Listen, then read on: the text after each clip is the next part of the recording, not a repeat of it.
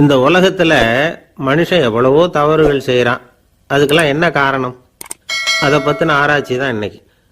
இதுக்கு ஆராய்ச்சி என்னத்துக்கு? அது தெரிஞ்ச விஷயம் தானே அப்படின்னு நீங்க நினைக்கலாம்.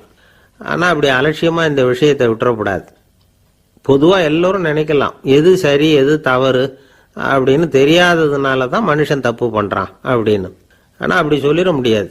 மனுஷன் தெரிஞ்சே தான் தவறுகள் பண்றான். இப்போ உதாரணத்துக்கு ஒரு சாலையில இடது பக்கம் போக வேண்டிய ஒருத்தர் நடுக்கோட்டை தாண்டி வலது பக்கமா வண்டியை ஓடிட்டு போறாருன்னு வச்சுக்கோங்க. என்னப்பா இது தப்பு இல்லையா அப்படின்னு அவர்கிட்ட கேட்டா, அதெல்லாம் எனக்கு தெரியும், நீ உன் வேலையை பார்த்துட்டு போ அப்படிம்பார். வலது பக்கமா போறது தப்புன்னு தெரிஞ்சே தான் அவர் அப்படி செய்யறார், அப்படி போறார். பெரிய உத்தியோகத்தில் இருக்கிறவங்க கூட லஞ்சம் வாங்குறாங்க. அவங்களுக்கெல்லாம் லஞ்சம் வாங்குறது தப்புன்னு தெரியலன்னு அர்த்தம். திருடுறது தப்புன்னு தெரியாமலாம் மனுஷன் திருடுறான். நல்லாவே தெரியும். நீங்க வேணும்னா கேட்டு பாருங்க, வேற வழி இல்லை அதனால தான் திருடுறேன்பா. திருடுறது ஒரு புண்ணியமான காரியம்னு திருடனே கூட சொல்ல மாட்டான். திருடுறது தவறுங்கிறது திருடனுக்கு தெரியும் அப்படிங்கிறத விளக்கறதுக்காக ஒரு பெரியவர் ஒரு கதை சொன்னார். அதாவது 2 திருடர்கள் 2 பேரும் சேர்ந்து ஒரு வீட்டுக்கு போய் ஒரு 10,000 ரூபாயை திருடிட்டு வந்துடுறாங்க. ஒரு காட்டு வழியா வந்துகிட்டு இருக்கிறாங்க. இன்னும் விடியல. 2 பேருக்கும் தூக்கம் கண்ணை சுத்துது.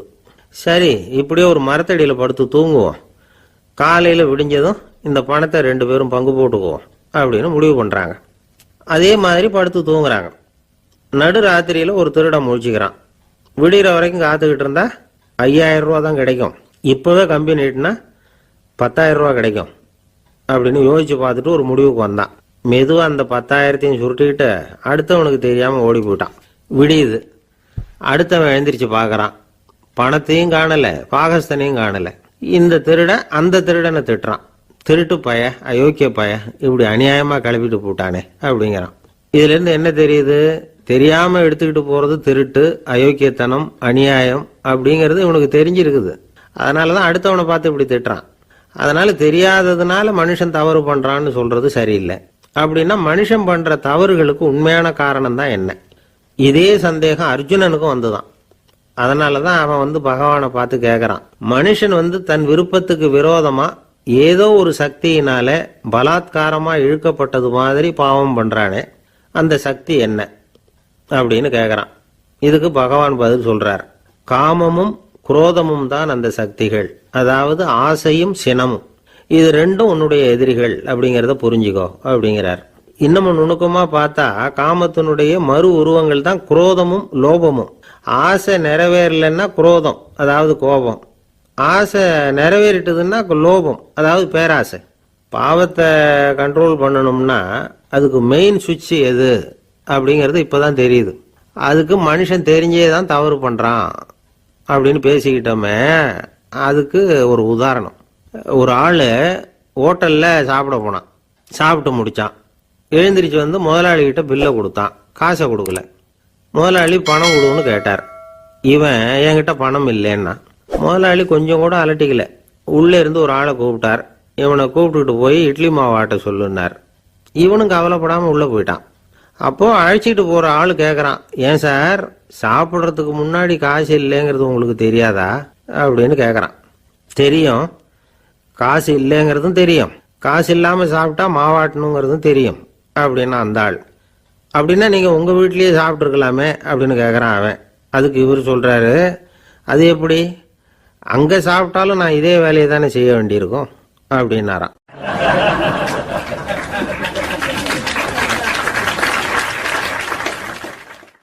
நம்மள மாதிரி ஒரு ஆசாமி அவன் நம்மள மாதிரியே கற்பனை பண்ணான். அதாவது நாம தான் இந்த உலகத்துல ரொம்பவும் கஷ்டப்படுறோம், மற்றவங்க எல்லாம் சந்தோஷமா இருக்கிறாங்க அப்படின்னு அவன் நினைச்சுக்கிட்டான். அவன் ஒரு நாள் கடவுளை வேண்டிக்கிட்டானா, சுவாமி இந்த உலகத்துல எவ்வளவோ பேர் இருக்கிறாங்க, ஒவ்வொருத்தருக்கும் ஒவ்வொரு விதமான கஷ்டம் இருக்கலாம், ஒத்துக்கிறேன். இருந்தாலும் எனக்கு அது கொஞ்சம் அதிகமா இருக்கிறது மாதிரி தெரியுது. அதனால நீங்க எனக்காக ஒரு சின்ன உதவி செஞ்சா போதும். அது வேற ஒண்ணும் இல்லை, என்கிட்ட இருக்கிற துயரங்களை இன்னொருத்தர் யாருக்கிட்டையாவது கொடுத்துருங்க, அவர்கிட்ட இருக்கிற துயரங்களை என்கிட்ட மாத்தி கொடுத்துருங்க. ஒரு மியூச்சுவல் டிரான்ஸ்ஃபர், அவ்வளவுதான். அப்படி பண்ணிவிட்டா போதும் அப்படின்னு வேண்டிக்கிட்டானா. அன்னைக்கு ராத்திரியே அவன் ஒரு கனவு கண்டிருக்கான். வானத்திலிருந்து ஒரு குரல் கேட்டிருக்கு. அது என்ன சொல்லிச்சு தெரியுமா? ஏ ஜனங்களே, எல்லாரும் அவங்கவுங்க கஷ்டங்களை ஒரு பையில போட்டு எடுத்துக்குங்க. அப்படி எடுத்துக்கிட்டு நேராக இந்த ஊர் எல்லையில் இருக்கிற கோயிலுக்கு வந்து சேருங்க அப்படின்னு அந்த குரல். ஆஹா, கடவுள் நம்ம பிரார்த்தனைக்கு செவி சாய்ச்சுட்டார் அப்படின்னு சந்தோஷப்பட்டான் இவன். உடனே என்ன பண்ணான், தன்கிட்ட இருந்த கஷ்டத்தையெல்லாம் ஒரு சாக்கு பையில போட்டு எடுத்துக்கிட்டான். வீட்டை விட்டு வெளியில் வந்தான். தெருவில் இறங்கி நடக்கிறான். அங்கே பார்த்தா ஏகப்பட்ட பேர் ஆளுக்கு ஒரு பையை தூக்கிக்கிட்டு கோயிலுக்கு போய்கிட்டு இருக்கிறாங்க. சில பேர் மூட்டையாக கட்டி தலையில் சுமந்துக்கிட்டு போய்கிட்டு இருக்கிறாங்க. இவன் பார்த்தான். இவனுக்கு ரொம்ப ஆச்சரியமாக இருந்தது. ஏன்னா எல்லாரும் வச்சிருக்கிற பைய இவன் பையை விட பெருசாக இருந்தது. இவன் பை தான் இருக்கிறதுலையே கொஞ்சம் சின்னதாக தெரிஞ்சுது. இப்போ அவன் மறுபடியும் சாமியை வேண்டிக்கிட்டான். கடவுளே, இப்போ உள்ள சூழ்நிலையை கவனிச்சா என்கிட்ட இருக்கிற பையே பரவாயில்லன்னு தோணுது. அதனால் வேற பை எதையும் மாற்ற வேணாம், இதுவே பரவாயில்ல, இந்த பையோட திரும்பி வீட்டுக்கு போனால் போதும்னு நினைக்கிறேன் அப்படின்னு எதோ நினைக்க ஆரம்பிச்சுட்டான் அவன். எல்லாரும் கோயிலுக்கு போய் சேர்ந்தாங்க. கோயிலில் அந்த குரல் மறுபடியும் கேட்டுது. எல்லாரும் அவங்கவுங்க பைகளை சுகத்தில் தொங்க விடுங்க. திடீர்னு விளக்குகள் அணையும், மணி அடிக்கப்படும், அதுதான் அடையாளம். அந்த சமயத்தில் இருட்டில் உங்களுக்கு வேண்டிய பைய நீங்கள் மாற்றி எடுத்துக்கலாம், தேர்ந்தெடுத்துக்கலாம். வெளிச்சம் இருக்கிறப்பவே உங்களுக்கு பிடிச்ச பைக்கு பக்கமாக பார்த்து நீங்கள் நின்றுக்கலாம் அப்படின்னு சொல்லி விவரம் சொல்லிச்சான் அந்த குரல். அப்படி சொன்னதுக்கு அப்புறம் திடீர்னு விளக்கு அணைஞ்சுது, மணி அடிச்சுது. கொஞ்ச நேரம் கழித்து மறுபடியும் விளக்குகள்லாம் எரிஞ்சுது.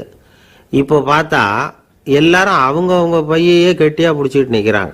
இவனும் அப்படியே நிற்கிறான்.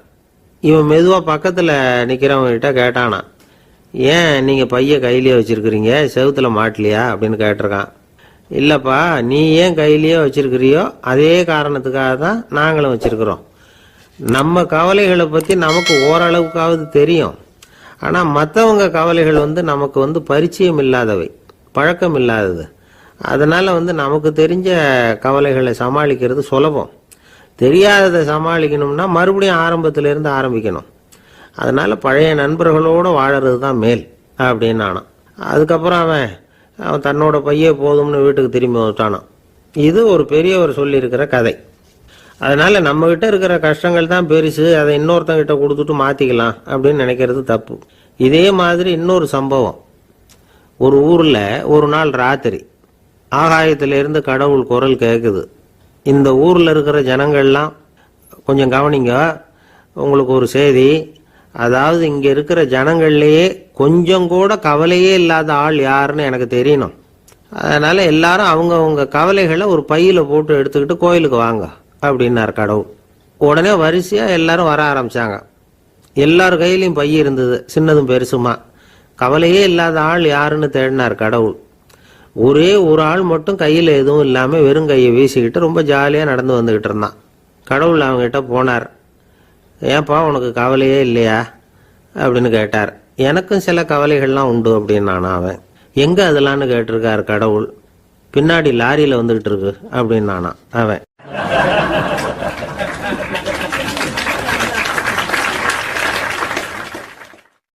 சங்கீத வித்வான்களில் பல வகை உண்டு. சில குறிப்பிட்ட ராகங்களை பாடுறதுல அவங்களுக்கு பெருமை வர்றது உண்டு.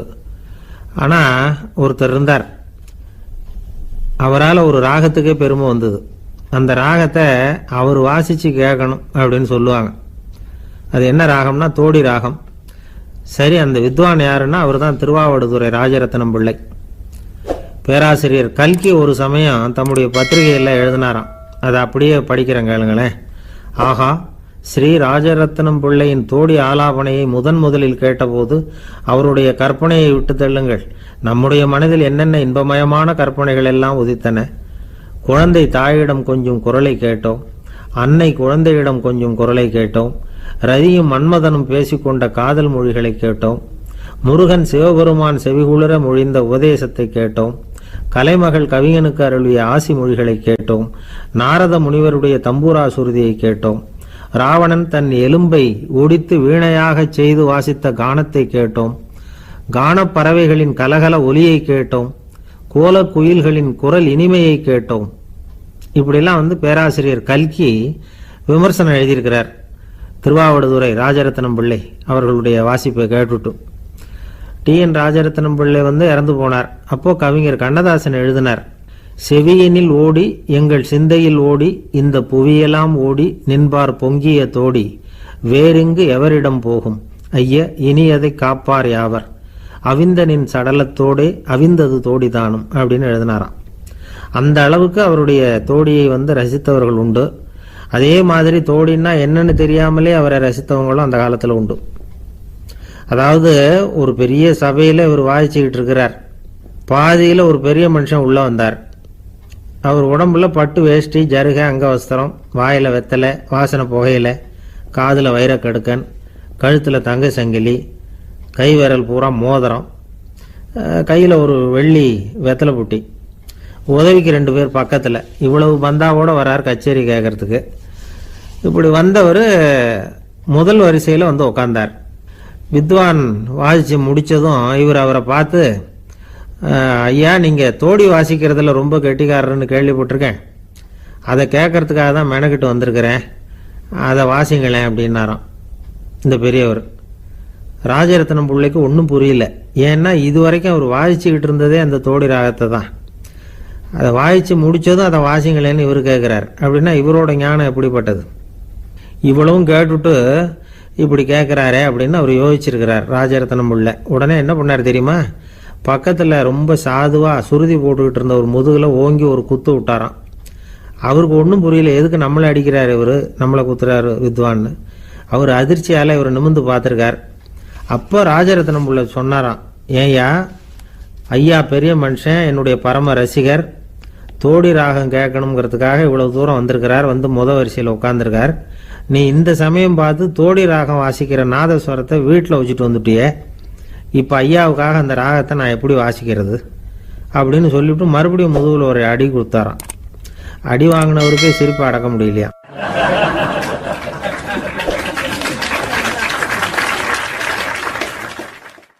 ஒரு மனுஷனை பார்த்து என்கிட்ட வாலாட்டாதே அப்படின்னு சொன்னா அவன் நம்மகிட்ட ஏதோ வம்புக்கு வர்றான்னு அர்த்தம். ஒரு நாயை பார்த்து யாரும் என்கிட்ட வாலாட்டாதே அப்படின்னு சொல்றது இல்லை. ஏன்னா நாய் வாலாட்டுனா அது நம்மகிட்ட தன்னுடைய நன்றியை தெரிவிக்கிறதாக நினைச்சுக்கிட்டு இருக்கிறோம். ஆனால் அது அப்படி இல்லை அப்படின்னு சொல்றாங்க அது சம்பந்தமான நிபுணர்கள். ஒரு நாய் தன்னுடைய வாலை இந்த பக்கமும் அந்த பக்கமுமா இப்படியும் அப்படியும் ஆட்டிக்கிட்டு இருந்தா அது பதட்டத்தில் கூட இருக்கலாம். நாய் நட்பா இருந்தாலும் வாலாட்டும், ஆத்திரத்தில் இருந்தாலும் வாலாட்டும், கோபத்தில் இருந்தாலும் வாலாட்டும், குழப்பத்தில் இருந்தாலும் வாலாட்டும், மகிழ்ச்சியா இருந்தா கூட அது வாலாட்டும். அதை நாம் தப்பா புரிஞ்சுக்கிட்டு அதுகிட்ட போய் மாட்டிக்க கூடாது. நாயை பத்தி எனக்கு நல்லா தெரியும் அப்படின்னு சொல்றவங்க கூட அதுகிட்ட கடி வாங்கிட்டு நிக்கிறது உண்டு. நிபுணர்கள் என்ன சொல்றாங்க தெரியுமா? எப்பவுமே நாய்கள் திடீர்னு கடிச்சு விடுறது இல்ல, கடிக்கிறதுக்கு முன்னாடி சில அறிகுறிகளை காட்டும். அதை சரியா புரிஞ்சுக்கிட்டோம்னா தப்பிச்சுக்கலாம். ஒரு வீட்டுக்கு போறீங்க, அங்க புதுசா ஒரு நாயை பாக்குறீங்க, உடனே அதுகிட்ட போய் குனிஞ்சு சிரிச்சுக்கிட்டே அது தலையில தட்டுறீங்க. இது ரொம்ப தப்பான். ஒரு நாய் இன்னொரு நாயை நேருக்கு நேரு பார்த்து பல்ல காட்டுனா அது தன்னுடைய தன்முனைப்பை காட்டுதுன்னு அர்த்தமா. உன்னை விட நான் பெரியவன் அப்படின்னு சொல்லுதுன்னு அர்த்தம். அதனால நீங்க அது மாதிரி கிட்ட போய் சிரிக்கிறோம் அப்படின்னு நினைச்சுக்கிட்டு பல்ல காட்டினா உங்களையும் எதிரியா நினைச்சிரும். இன்னொரு விஷயம் என்னன்னா, தலையில தட்டுனா நாய்க்கு பிடிக்காது. அது தன்னை அடக்கிறதாகவும் அச்சுறுத்துறதாகவும் நினைச்சுக்கிட்டு இருக்கும். சரி, அப்படின்னா புதுசா ஒரு இடத்துல அல்லது வீட்டில் நாய்க்குட்டியை பார்த்தா என்ன பண்றது? நீங்க சும்மா இருங்க, அதுவா கிட்ட வரட்டும், அதுக்கப்புறம் அதுகிட்ட கனிவா பேசுங்க. கண்ணம், மார்பு, தோல் இங்கெல்லாம் தட்டலாம், தப்பு இல்லையா? தலையில தான் தட்டப்படாதான். ஒரு நாய் உங்களை நோக்கி ஓடி வருது, நீங்களும் ஓடுனா அது துரத்த ஆரம்பிச்சிடும். அசையாம சில மாதிரி நின்றுடுங்க, அது கிட்ட வராது. அதுக்கு ஆர்வம் இல்லாம போயிடும். ஒரு தெருவில் சின்ன பிள்ளைங்க நிறைய பேர் விளையாடிக்கிட்டு இருக்கிறாங்க. அப்போ சில நாய்கள் அங்கே ஓடி வருது. எல்லாரும் ஓடினாங்க. அப்படி ஓடுறப்போ ஒரு பையன் கால் தடிக்க கீழே விழுந்துட்டான். என்னாச்சு தெரியுமா? துரத்திட்டு வந்த நாய்கள்லாம் கீழே விழுந்தவன ஒன்றும் செய்யல, அவன் கிட்டே போகல.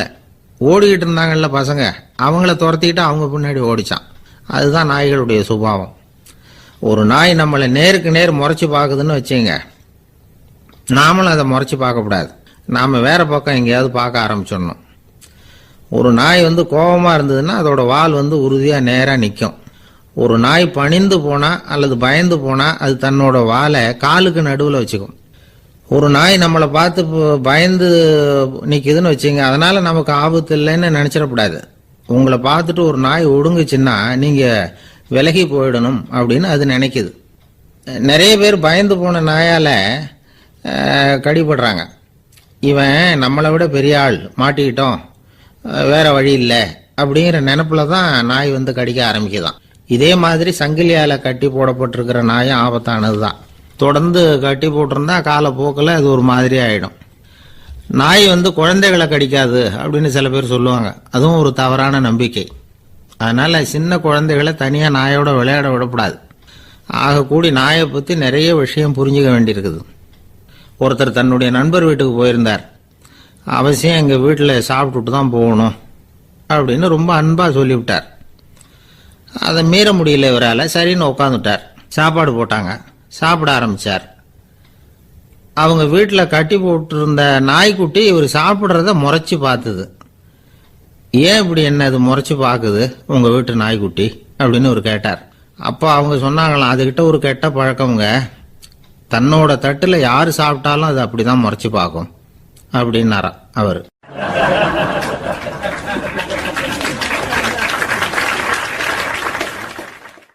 அசோக மன்னர் வந்துகிட்டு இருக்கார். அவருடைய ஆலோசகர்கள் எல்லாம் பக்கத்தில் வந்துகிட்டு இருக்கிறாங்க. அந்த சமயத்தில் எதிரில் ஒரு புத்த பிக்ஷு வர்றார். அசோகர் பார்க்கிறார். ஓடி போய் அவர் காலில் விழுந்து வணங்குறார். அசோக மன்னரின் தலை அந்த புத்த துறவியின் பாதத்தில் பட்டுக்கிட்டு இருக்கு. பக்கத்தில் நின்றுகிட்டு இருந்த அமைச்சருக்கு இது ரொம்ப சங்கடமாக போச்சு. ரொம்ப வருத்தப்பட்டார். நம்ம அசோக சக்கரவர்த்தி எப்பேற்பட்டவர், அவரோட தலை ஒரு சன்னியாசியின் பாதத்தில் படுறதா அப்படின்னு நினைச்சு ரொம்ப கவலைப்பட்டார். அரண்மனைக்கு திரும்பினதும் அமைச்சர் மெதுவாக ஆரம்பிச்சார். அரசே, எனக்கு ரொம்ப வருத்தமா இருக்குது அப்படின்னார். எதுக்குன்னார் மன்னர். அசோக சக்கரவர்த்தியின் தலை, அதாவது அந்த சிரம், ரொம்ப மதிப்புமிக்க ஒன்று. அது ஒரு சன்னியாசியின் காலில் படலாமா அப்படின்னார். அசோகர் பதில் சொல்லல, சிரிச்சார், போயிட்டார். அதுக்கப்புறம் ஒரு சரியான சந்தர்ப்பத்துக்காக காத்துக்கிட்டு இருந்தார்.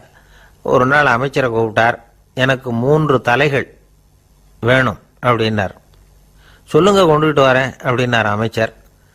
அசோகர் சொன்னார், முதல்ல எனக்கு தேவையானது ஒரு ஆட்டின் தலை, 2வது ஒரு புலியின் தலை, 3வது ஒரு மனிதனின் தலை. இதுதான் அசோகர் கேட்டது. எங்க இருந்தாலும் கொண்டு வாங்கன்னார். அமைச்சர் புறப்பட்டார். ஆட்டுத்தலை புலித்தலை கிடைச்சிட்டுது. அப்புறமா ஒரு சுடுகாட்டுக்கு போய் ஒரு மனித தலையும் சேகரம் பண்ணிட்டு ராஜா கிட்ட வந்துட்டார். அரசே, உங்கள் ஆணைப்படி 3 தலைகளையும் கொண்டு வந்திருக்கிறேன்னார். அசோகர் பார்த்தார். ரொம்ப நல்லது, இப்போ இது 3ஐயும் எடுத்துக்கிட்டு போய் சந்தையில் வித்துட்டு வாங்க அப்படின்னார். அமைச்சர் அதுகளை எடுத்துக்கிட்டு சந்தைக்கு போனார். முதல்ல ஆட்டுத்தலை நல்ல விலைக்கு விற்று போச்சு. நல்ல விலை கொடுத்து வாங்கிட்டு போட்டாங்க. அடுத்தபடியாக புலி தலையை ஒருத்தர் வாங்கிட்டார். அதை பாடம் பண்ணி வீட்டில் மாட்டி வைக்கலாமே அப்படின்னு நினச்சி அதையும் வாங்கிட்டு போட்டார். மனித தலையை மட்டும் வாங்கிறதுக்கு யாரும் முன் வரலை. எல்லாரும் அதை பார்த்துட்டு விலகி போக ஆரம்பித்தாங்க. அமைச்சர் திரும்பி வந்தார். அரசே, இந்த தலையை மட்டும் யாரும் வாங்க மாட்டேங்கிறாங்க அப்படின்னார். சரி, பரவாயில்ல, இதை இலவசமாகவே இனாமாவே யாருக்கிட்டையாவது கொடுத்துட்டு வந்துருங்க அப்படின்னார். அமைச்சர் மறுபடியும் சந்தைக்கு போனார். இதை இலவசமாக தரேன், இதை வாங்கிக்கோங்க அப்படின்னார். அப்பவும் அதை யாரும் வாங்கிக்கிறதுக்கு தயாராக இல்லை. மறுபடியும் திரும்பி மன்னர்கிட்ட விவரத்தை சொன்னார். இப்போ மன்னர் சொல்றார், அமைச்சரே, உயிர் இருக்கிற வரைக்கும் தான் இந்த தலைக்கு மதிப்பு. ஜீவன் போனதுக்கு அப்புறம் அதோட மதிப்பும் போயிடுது. அதனால மதிப்பு இருக்கும் பொழுதே பெரியவர்கள் பாதம் பணிந்து அந்த புனிதத்தை பெற்றுக்கொள்ளணும் அப்படின்னார். பணிவுங்கிறது வேற, அடிமைத்தனம்ங்கிறது வேற. பெரியவர்களை பணிவது நமக்கு பெருமை தரக்கூடிய விஷயம். இதை மனசில் வச்சுக்கிட்டு எப்போ காலில் விழணும், எப்போ காலில் விழக்கூடாது அப்படிங்கிறத முடிவு பண்ணிக்கணும். ஒரு சாதாரண ஆள் நடந்து வந்துக்கிட்டு இருந்தார். எதிரில் ஒரு பெரிய மனுஷன் ஓடி போய் அவர் காலில் விழுந்து தன்னுடைய தலையை அவர் பாதத்தில் கொண்டு போய் வச்சார். கொஞ்ச நேரம் கழித்து எழுந்திரிச்சு வந்துட்டார். வந்த பிறகு இவரை கேட்டேன், ஏன் திடீர்னு ஓடி போய் அந்த ஆளு காலில் விழுந்தீங்க அப்படின்னு. அவர் போட்டிருக்கிறது என்னோட காணாம போன செருப்பான்னு கண்டுபிடிக்கிறதுக்காக அப்படி விழுந்தேன் அப்படின்னார்.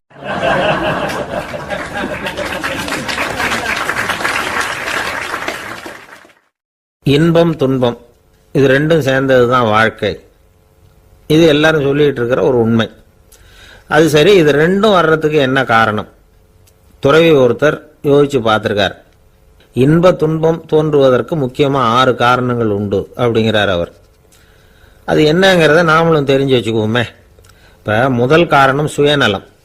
ஒரு தாயார் தன்னுடைய சுயநலம் கருதி தன்னுடைய மகன் இன்பமா இருக்கணும்னு ஆசைப்படுறாங்க. மகனும் அப்படியே ஆசைப்படுறான். அதனால தாயாரின் இன்ப துன்பங்களை பார்த்துட்டு மகனும் இன்ப துன்பம் அடையறான். அந்த அம்மாவுக்கும் அதே நிலைமை தான். 2வது காரணம் உறவு. நான் துறவியான பிறகு கூட உறவுங்கிற காரணத்தினால தான் தாயாருடைய சுக துக்கங்களை கண்டு நானும் சுக துக்கம் அடைகிறேன். என் தாயாருடைய நிலைமையும் இதுதான் அப்படிங்கிறார் ஒரு துறவி. 3வது காரணம் என்னன்னா அறிமுகம். எனக்கு அறிமுகமான ஒருத்தரை ரயில் நிலையத்தில் சந்திக்கிறேன். அவர் தன்னுடைய பணப்பையை எங்கேயோ தொலைச்சு விட்டு வருத்தப்பட்டு இருக்கிறார். நானும் வருத்தப்படுறேன். அந்த சமயத்தில் யாரோ ஒருத்தர் இதுதானே அவங்க பணப்பை அப்படின்னு சொல்லி கொண்டாந்து நீட்டுறார். பணப்பையை தொலைச்சவர் சந்தோஷப்படுறார். நானும் சந்தோஷப்படுறேன். இது அந்த துறவி சொல்ற அனுபவம். 4வது காரணம் என்னன்னா கருணை. எனக்கு முன்னே பின்ன தெரியாத ஒருத்தனை யாரோ ஒருத்தன் அடிச்சு காயப்படுத்தி போடுறான். கருணை காரணமா நான் அதுக்காக துக்கப்படுறேன். 5வது காரணம் எதையும் நம்புறது. ஒரு பசுமாட்டை ஒரு முரணை அடிச்சுக்கிட்டு இருக்கிறான் அப்படின்னு ஒருத்தர் நம்மகிட்ட சொல்றாருன்னு வைங்க, உடனே நான் துக்கப்படுறேன். இன்னொருத்தர் அந்த முரணனை போலீஸ்காரங்க பிடிச்சிட்டு போயிட்டாங்கன்னு சொல்லி சொல்றாரு. நான் உடனே சந்தோஷப்படுறேன். 3வதா ஒருத்தர் முதல் 2 பேரும் சொன்னது பொய்யுங்கிறார். அப்ப நான் இன்ப துன்பம் ரெண்டுமே இல்லாம நிம்மதியா இருக்கிறேன். இது ஒரு விதம். அடுத்தது 6வது காரணம் என்னன்னா தன்மயமாகுதல். ஒரு நாவல் படிச்சுக்கிட்டு இருக்கிறோம். அதுல வர்ற பாத்திரங்களோட நாம ஒன்றி போயிடுறோம். அதுல வர்ற பாத்திரங்கள் சிரிச்சுதுன்னா நாமளும் சிரிக்கிறோம், அது அழுதுன்னா நாமளும் அழறோம். அதெல்லாம் அந்த துறவி சொல்ற அனுபவ உண்மைகள். இன்ப துன்பம் இது ரெண்டும் தோன்றுவதற்கு சுயநலம், உறவு, அறிமுகம், கருணை, எதையும் நம்புறது, தன்மயமாகிறது, இது எல்லாம் தான் முக்கிய காரணம் அப்படின்னு அவர் சொல்றார். ஆக கூடி ஒட்டு மொத்தமா யோசனை பண்ணி பார்த்தா பிற பொருள்கள் மீது பற்றுதல் காரணமா தான் நாம இன்ப துன்பம் அடையிறோம் அப்படிங்கிறத புரிஞ்சுக்க முடியுது. மனுஷன் இன்ப துன்பம் அடையறதுக்கு 7வது காரணம் கூட ஒன்று உண்டு அப்படின்னு சொல்லிட்டே வந்தார் ஒருத்தர். அது என்ன அப்படின்னு கேட்டோம். அதுதான் சார் இந்த நீங்க சொல்லிட்டு வர்ற இன்று ஒரு தகவல்னார். எப்படி சொல்றீங்கன்னு கேட்டோம். இன்று ஒரு தகவல் கேட்க ஆரம்பிக்கிறப்போ மனசுல இன்பம், ஆரம்பிச்ச உடனே இது ஏற்கனவே கேட்ட சமாச்சாரமாச்சே அப்படின்னு நினைக்கிறப்போ துன்பம் அப்படின்னு அதுக்கு ஒரு விளக்கம் கொடுத்தார் அவர்.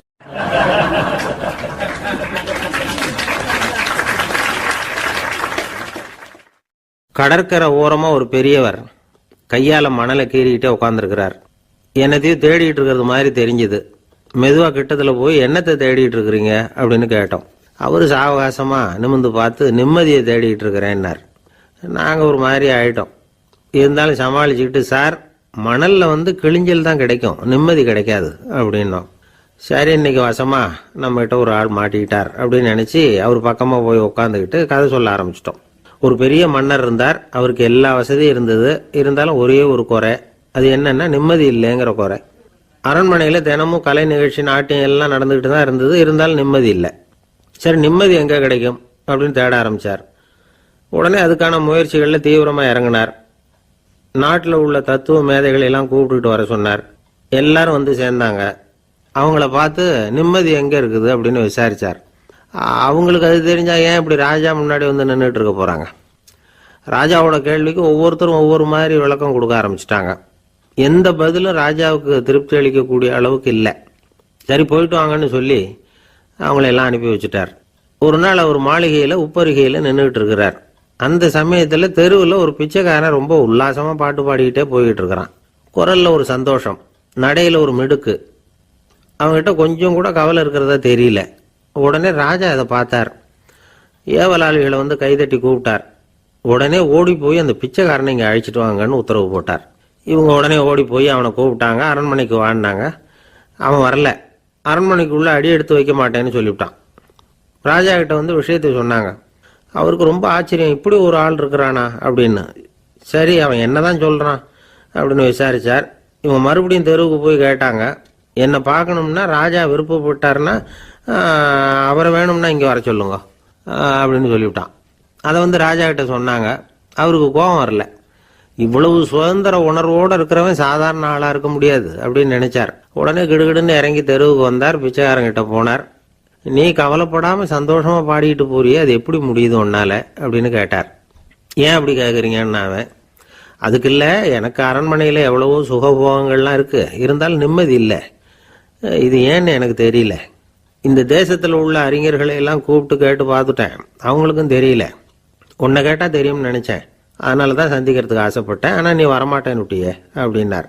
பிச்சைக்காரன் கடகடன்னு சிரிக்க ஆரம்பிச்சுட்டான். மகிழ்ச்சிக்கும் உங்களுக்கும் தடையா இருக்கிறது இந்த மாளிகை தான். இதை விட்டுட்டு வெளியில வந்துட்டா நிம்மதி தேடிட்டு வந்துடும்னா. நான் அரசன், எனக்குன்னு கடமைகள் இருக்கு, அதையெல்லாம் விட்டுட்டு எப்படி வர முடியும்னார் ராஜா. ரெண்டும் ஒரே நேரத்தில் கிடைக்கணுங்கிறது முடியாத காரியம். உங்க சுகபோகத்துக்கு விலையாதான் உங்க நிம்மதியை கொடுத்துக்கிட்டு இருக்கிறீங்க. என்ன பாருங்க, என்கிட்ட எதுவும் இல்லை, அதனால எதுவும் போயிடுமோங்கிற பயமும் இல்லை, நிம்மதியா இருக்கிறேன் அப்படின்னா அவன். ராஜா உடனே சந்தோஷப்பட்டு தன்னுடைய மேலங்கியை எடுத்து அவனுக்கு பரிசா கொடுத்தாரான். அவன் சிரிச்சுக்கிட்டே அதை வாங்க மாட்டேன்னு விட்டானான். இதை நீங்க எனக்கு கொடுக்கறதுனால எந்த பயனும் இல்லை, அதே நேரத்தில் அதை வாங்கிட்டேன்னா அடுத்த வினாடியிலிருந்து அதை எப்படி காப்பாத்துறதுங்கிற கவலை எனக்கு வந்து சேர்ந்துடும், அப்புறம் தூக்கம் வராது, நிம்மதி போயிடும் அப்படின்னானா. சொல்லிவிட்டு அவன் பாட்டுக்கு சந்தோஷமா பாடிக்கிட்டே போயிட்டான். நிம்மதி எங்க இருக்குங்கிறதையும் ராஜா தெரிஞ்சுக்கிட்டார். அந்த இடத்துக்கு தன்னால போக முடியாதுங்கிறதையும் அவர் புரிஞ்சுக்கிட்டார். இப்படி இந்த கதையை அந்த கடற்கரையில மணலை கீறிக்கிட்டே உட்காந்துருந்தார அந்த பெரியவர்கிட்ட சொல்லி முடிச்சோம். அவர் முகத்துல ஒரு தெளிவு தெரிஞ்சது. எங்களை நிமிர்ந்து பார்த்தார்.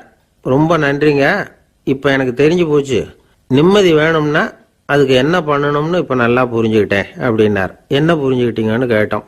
இனிமே இந்த பக்கம் வந்தா உங்க கண்ணுல படாத இடமா பார்த்து உட்காரணும்னு புரிஞ்சுக்கிட்டேன் அப்படின்னார்.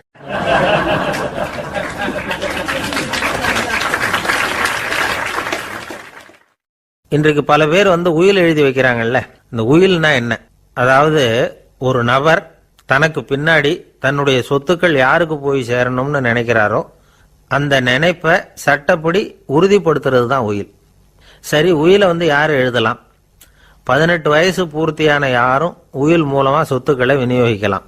கண் பார்வை இல்லாதவங்க, காது கேளாதவங்க, வாய் பேச முடியாதவங்க, இவங்கெல்லாம் கூட உயில் எழுதி வைக்கலாம். புத்தி சுவாதீனம் இல்லாதவங்க கூட சில சமயம் புத்தி தெளிவா இருந்தா உயில் எழுதலாமா.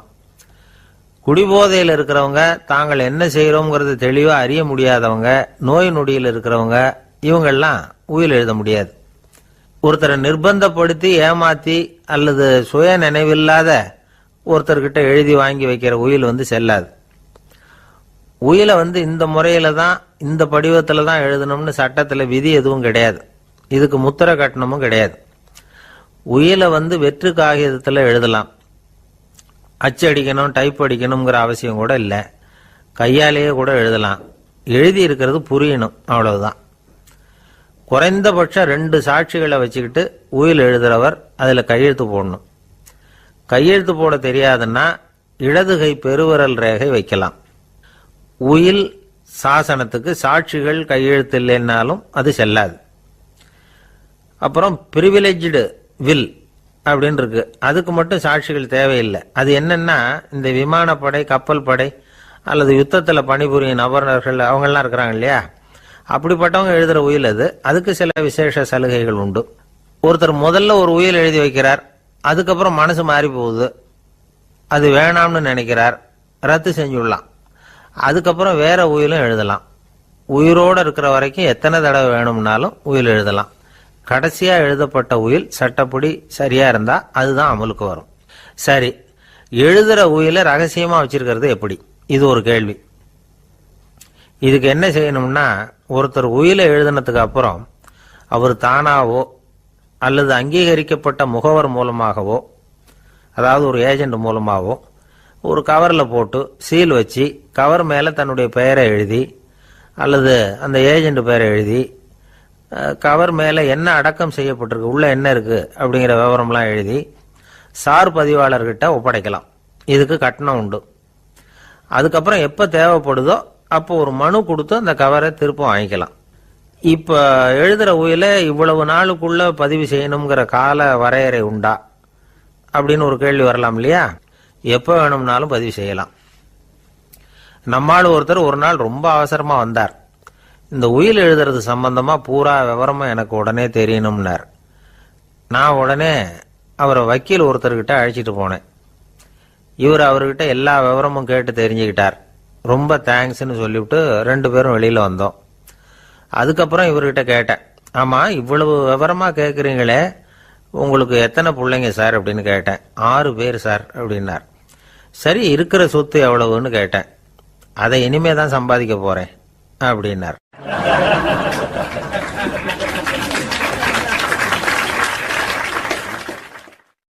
வயிறு பசிக்குதேங்கிறது சிலரோட கவலை, வயிறு பசிக்க மாட்டேங்குதே அப்படிங்கிறது சில பேரோட கவலை.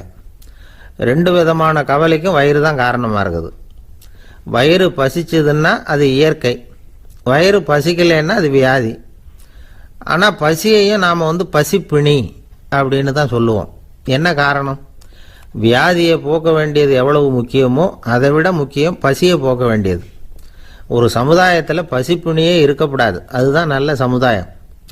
பசியை போக்கணும்னா சாப்பாடு போடணும், பசியின்மையை போக்கணும்னா வைத்தியம்தான் பண்ணணும். இது சம்பந்தமாக எவ்வளவோ ஆராய்ச்சிகள் நடக்குது, நிறைய மருந்து கண்டுபிடிச்சிருக்கிறாங்க. நம்ம உடம்புல பசியை தூண்டக்கூடிய பகுதி எது, இதை முதல்ல தெரிஞ்சுக்கணும் இல்லையா? நாம் சாப்பிட்ற ஆகாரம் செரிக்கிறதுக்கு எது காரணம் தெரியுமா? நம்ம மூளையோட பின்பகுதி தான் அதுக்கு காரணமாக இருக்குதாம். மூளையின் பின்பகுதியில் நரம்பு செல்களால் ஆன 2 வகையான ஆரக்சின்கள் தான் பசியை உண்டாக்குது அப்படின்னு கண்டுபிடிச்சிருக்கிறாங்க. 2 ஆய்வாளர்கள் இதை கண்டுபிடிச்சிருக்காங்க. அவங்க 2 பேரும் டெக்சாஸ் பல்கலைக்கழகத்தில் ஹார்வர்டு ஹக்ஸ் மருத்துவ கல்வி நிலையத்தில் பணிபுரிகிறவங்களாம். உண்பது தேவைங்கிறது உணரப்படும் போது மூளையின் அந்த குறிப்பிட்ட பகுதி ஆரக்சின் அப்படிங்கிற ஹார்மோன்களை சுரக்கும். அது பசி உணர்வை தூண்டும் அப்படிங்கிறது தான் அந்த ஆய்வாளர்களின் கண்டுபிடிப்பு. இந்த ஆரக்சின் வேற சில உயிரினங்கள்லேயும் உண்டு. இப்போ எலிகளில் கூட இது இருக்குது. அதனால் எலிகளை வச்சு இது சம்பந்தமாக ஆராய்ச்சி பண்ணாங்க. எலிகள் உடம்புல ஆரக்சினை செலுத்தி பார்த்தாங்க. உடனே என்னாச்சு தெரியுமா? அந்த எலியெல்லாம் பசியால் துடிக்க ஆரம்பிச்சுட்டுது. எதையாவது தின்னு பசியை தீர்த்தா போதுங்கிற அளவுக்கு அந்த எலிகள்லாம் அல்லாட ஆரம்பிச்சுட்டுது. இயல்பாக சாதாரணமாக அந்த எலிகள் எவ்வளவு சாப்பிடுமோ அது மாதிரி 8 முதல் 10 மடங்கு அதிகமான ஆகாரத்தை 1 மணி நேரத்துக்குள்ளே சாப்பிட்டு தீர்த்துட்டு தான்.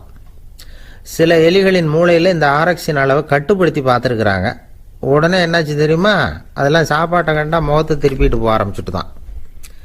அந்த எலிகளுக்கு பசி எடுக்கலையாம். இந்த ஆராய்ச்சியின் அடிப்படையில் பசியை எடுக்காமல் இருக்கிற மனிதர்களுக்கும் பசியை தூண்ட முடியும் அப்படின்னு சொல்லி ஆராய்ச்சியாளர்கள் தெரிவிச்சிருக்கிறாங்க. ஆக ஆரக்சின் தான் பசிக்கு காரணம்ங்கிறது தெரிஞ்சு போச்சு. சரி, இந்த ஆரக்சின் அப்படின்னா என்ன? அது ஒரு கிரேக்க சொல். அதுக்கு பசின்னு அர்த்தம். நம்ம ஆளுங்களுக்கெல்லாம் பசியை தூண்டுறதுக்கு மருந்து தேவையில்லை, பசியை குறைக்கிறதுக்கு தான் மருந்து தேவை. ஒரு அம்மா டாக்டரை தேடி வந்தாங்களாம். டாக்டர், எங்கள் வீட்டுக்காரருக்கு திடீர்னு அகோர பசி, நிறைய சமைச்சு போடுறேன், அவ்வளவையும் சாப்பிட்டுட்டு கீழே கிடக்கிற குப்பை கூலங்களையும் எடுத்து சாப்பிட ஆரம்பிச்சுடுறார், இது என்னன்னு கவனித்து பாருங்க அப்படின்னாங்களாம். எவ்வளவு நாளாக அப்படி இருக்குதுன்னு கேட்டிருக்காரு டாக்டர். 1 வாரமாக அப்படி இருக்குதுன்னாங்களாம். இவ்வளவு நாளாக ஏன் சும்மா இருந்தீங்க, ஆரம்பத்திலே இங்கே அழைச்சிட்டு வர வேண்டியது தானே அப்படின்னாரான் டாக்டர். அது ஒன்றும் இல்லை டாக்டர், வீடு பூரா சுத்தமாகட்டுமேன்னு பார்த்துக்கிட்டு இருந்தேன் அப்படின்னாங்களாம் அந்த அம்மா.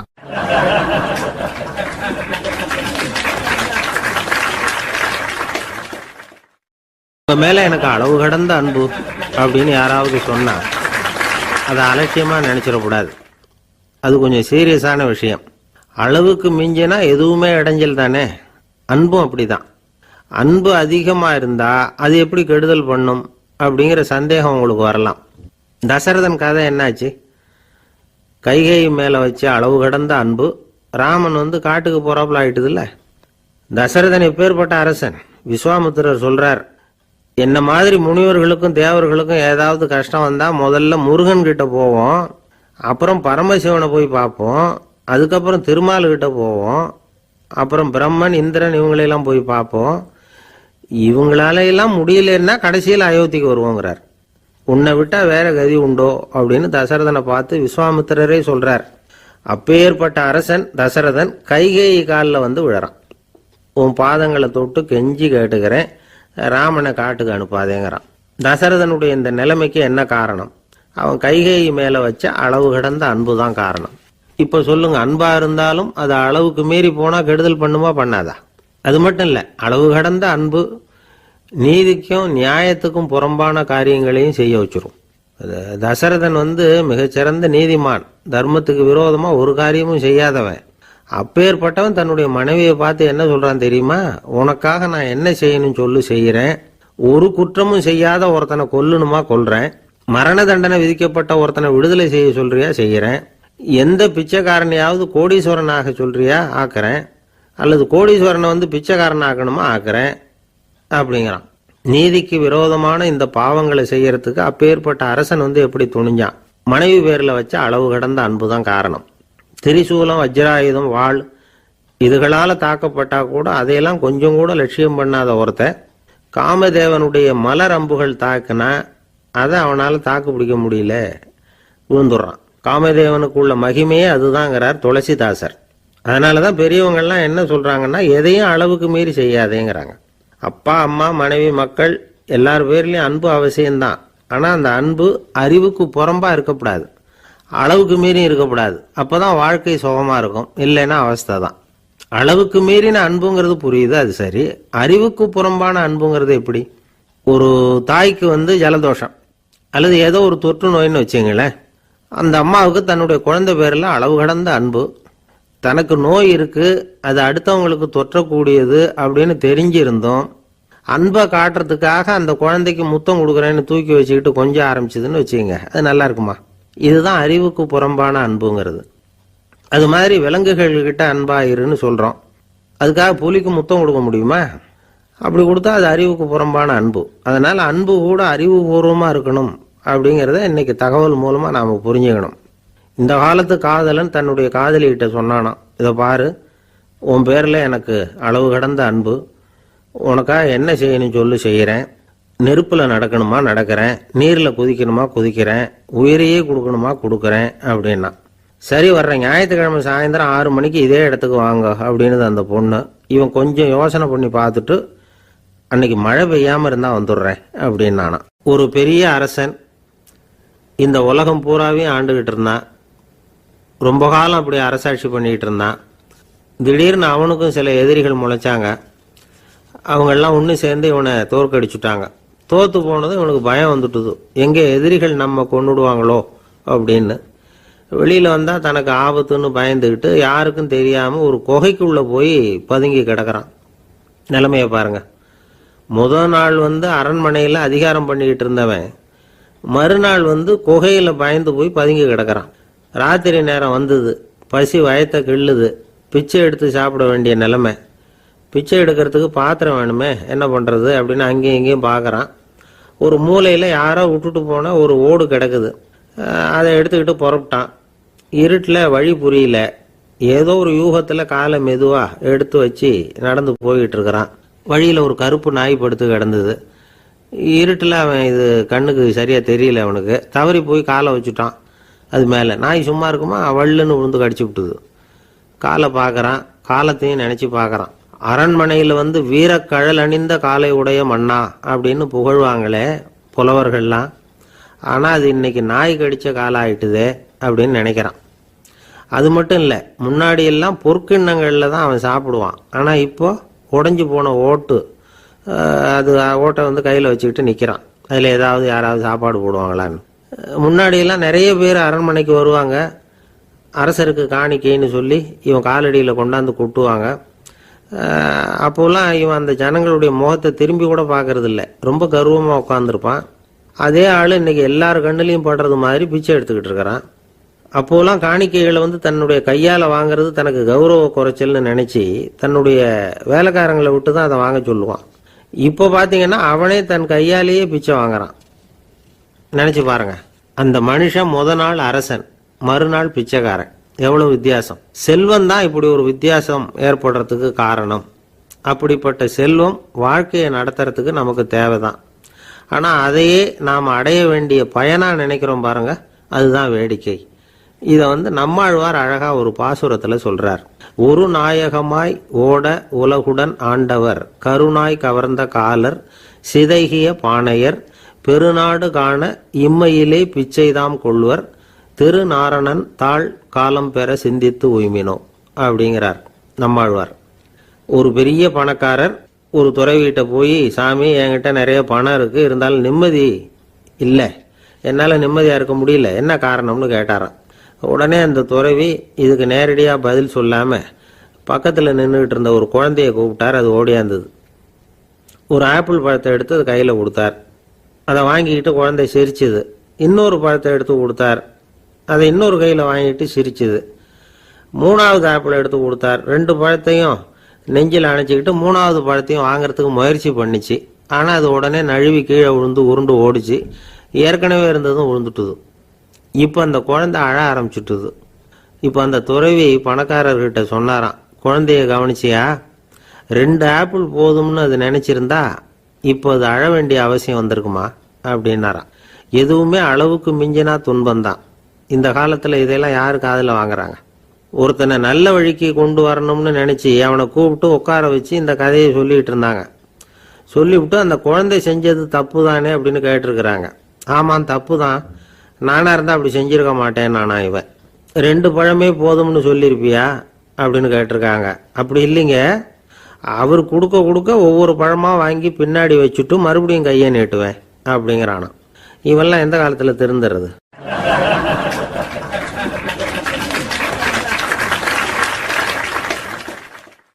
ஒரு பெரிய தத்துவ சிந்தனையாளர் இருந்தார், சுவாங்சு அப்படின்னு பேர். அவருடைய மனைவி ஒரு நாள் திடீர்னு காலமாயிட்டாங்க. ஐயோ பாவம், அவர் ரொம்ப வருத்தப்படுவார், போய் ஆறுதலாக 4 வார்த்தை பேசிவிட்டு வரலாம் அப்படின்னு நினச்சிக்கிட்டு நிறைய பேர் அவரை தேடிட்டு வந்தாங்களாம். வந்தவங்களுக்கு ஆச்சரியம். ஏன்னா இவர் வருத்தப்பட்டுக்கிட்டு இருப்பார் அப்படின்னு தானே எதிர்பார்த்தாங்க. அப்படி இல்லை, தாளம் போட்டுக்கிட்டு உட்காந்துருக்கிறார். தாளத்துக்கு தகுந்த மாதிரி பாட்டு வேற பாடிக்கிட்டு இருக்கிறார். என்ன மனுஷன் அவர், கொஞ்சம் கூட கவலை இல்லாமல் இப்படி இருக்கிறாரு அப்படின்னு நினைச்சாங்க. ஒருத்தர் துணிஞ்சு அவர்கிட்ட கேட்டுவிட்டார், என்னங்க இது இப்படி அப்படின்னு. அதுக்கு அவர் என்ன சொன்னார் தெரியுமா? இதை பாருங்க, என்னுடைய மனைவி பிறக்கிறதுக்கு முன்னாடி அவளுக்கு உயிரும் கிடையாது, உடலும் கிடையாது. அதுக்கு பிறகுதான் உயிர் வந்தது, உடல் வந்தது, அந்த உருவம் வந்தது. இப்போ என்ன ஆச்சு? அந்த உருவமும் உயிரும் போயிட்டுது, அவ்வளவுதானே. வந்தது போயிட்டுது. இளவேனில் காலம், இலையுதிர் காலம், பனிக்காலம், இப்படி பருவங்கள் மாறி மாறி வருது இல்லையா? அது மாதிரி பிறப்பும் இறப்பும் மாறி மாறி வருது. இது இயற்கை. இதுக்காக அழுதா அது எப்படி அப்படின்னாராம். ஞான தெளிவு அடைஞ்சவங்களுக்கு எல்லாமே சுகம்தான். திருவள்ளுவரும் அதைத்தான் சொல்றார், உறங்குவது போலும் சாக்காடு, உறங்கி விழிப்பது போலும் பிறப்பு. தூங்குறதுக்கெல்லாம் நாம் வருத்தப்பட்டுக்கிட்ட இருக்கிறோமா? இன்னைக்கு தூங்க வேண்டியிருக்குதே, இன்னும் கொஞ்சம் நேரத்தில் நான் தூங்க வேண்டியிருக்கு அப்படின்னு சொல்லி யாராவது அழுதுகிட்டு இருப்பாங்களா? அதனால் இந்த உலக வாழ்க்கையினுடைய இயல்பை யதார்த்தத்தை நாம் தெளிவாக புரிஞ்சுக்கணும். அப்படி புரிஞ்சுக்கிட்டா நாம் கவலை இல்லாமல் வாழ முடியும். ஒரு வயசான தாத்தா பாட்டி 60 வருஷத்துக்கு முன்னாடி அவங்களுக்கு கல்யாணம் ஆச்சு. ஒன்றாவே வாழ்ந்தாங்க, ஒன்றாவே இறந்து போனாங்க. இப்போ அவங்க 2 பேரும் சொர்க்கத்துக்கு போய் சேர்ந்தாங்க. அங்கே எல்லா வசதியும் இருந்தது. ஒரு பெரிய பங்களாவே இவங்களுக்கு ஒதுக்கி கொடுத்தாங்களாம். இதுக்கு எவ்வளவு வாடகைன்னு கேட்டார் தாத்தா. வாடகையெல்லாம் கிடையாது, இலவசம் அப்படின்னார் அங்கே இருந்தவர். அந்த வீட்டுக்கு பின்னாடி ஒரு பெரிய புல்வெளி இருந்தது. இதில் விளையாட ஏதாவது கட்டணம் உண்டான்னு கேட்டிருக்கார் தாத்தா. அதெல்லாம் ஒன்றும் கிடையாது, பணம்லாம் கட்ட வேண்டியதில்லை அப்படின்னார் அவர். பக்கத்தில் ஹோட்டல் மாதிரி ஒரு பெரிய கட்டடம், உள்ள சாப்பாட்டு மேஜைகள், அது மேலே விதவிதமான பலகாரங்கள். சாப்பாட்டுக்கெல்லாம் எவ்வளவு அப்படின்னு விசாரிச்சாராம் தாத்தா. அதுதான் சொன்னேனே, இங்கே எல்லாமே இலவசம்தான், எது வேணும்னாலும் சாப்பிட்லாம், எவ்வளவு வேணும்னாலும் சாப்பிட்லாம் அப்படின்னாராம். நீங்கள் சொல்கிறீங்க அப்படி, ஆனால் நான் சர்க்கரை சேர்த்துக்கக்கூடாது, உப்பு சேர்த்துக்கக்கூடாது, பாட்டி கையால் எப்பவும் பத்திய சாப்பாடு தான் அப்படின்னாராம் தாத்தா. இதை பாருங்க, இங்கே உங்களுக்கு அந்த கவலையும் வேண்டியதில்லை. இங்கே நீங்கள் ஸ்வீட்டு சாப்பிட்லாம், காரம் சாப்பிட்லாம், உங்களுக்கு எந்த நோயும் வராது அப்படின்னாராம் அங்கே சொர்க்கத்தில் இருந்தவர். இதை கேட்ட உடனே அந்த தாத்தா பக்கத்தில் நின்ன பாட்டியை பார்த்து கத்தினாராம், அடி பாவி, எல்லாத்தையும் கெடுத்துட்டியே, நீ எனக்கு பத்திய சாப்பாடு போடாமல் கண்டதை திங்க விட்டுருந்தா 10 வருஷத்துக்கு முன்னாடியே நான் இங்கே சேர்ந்துருப்பேனே அப்படின்னாராம்.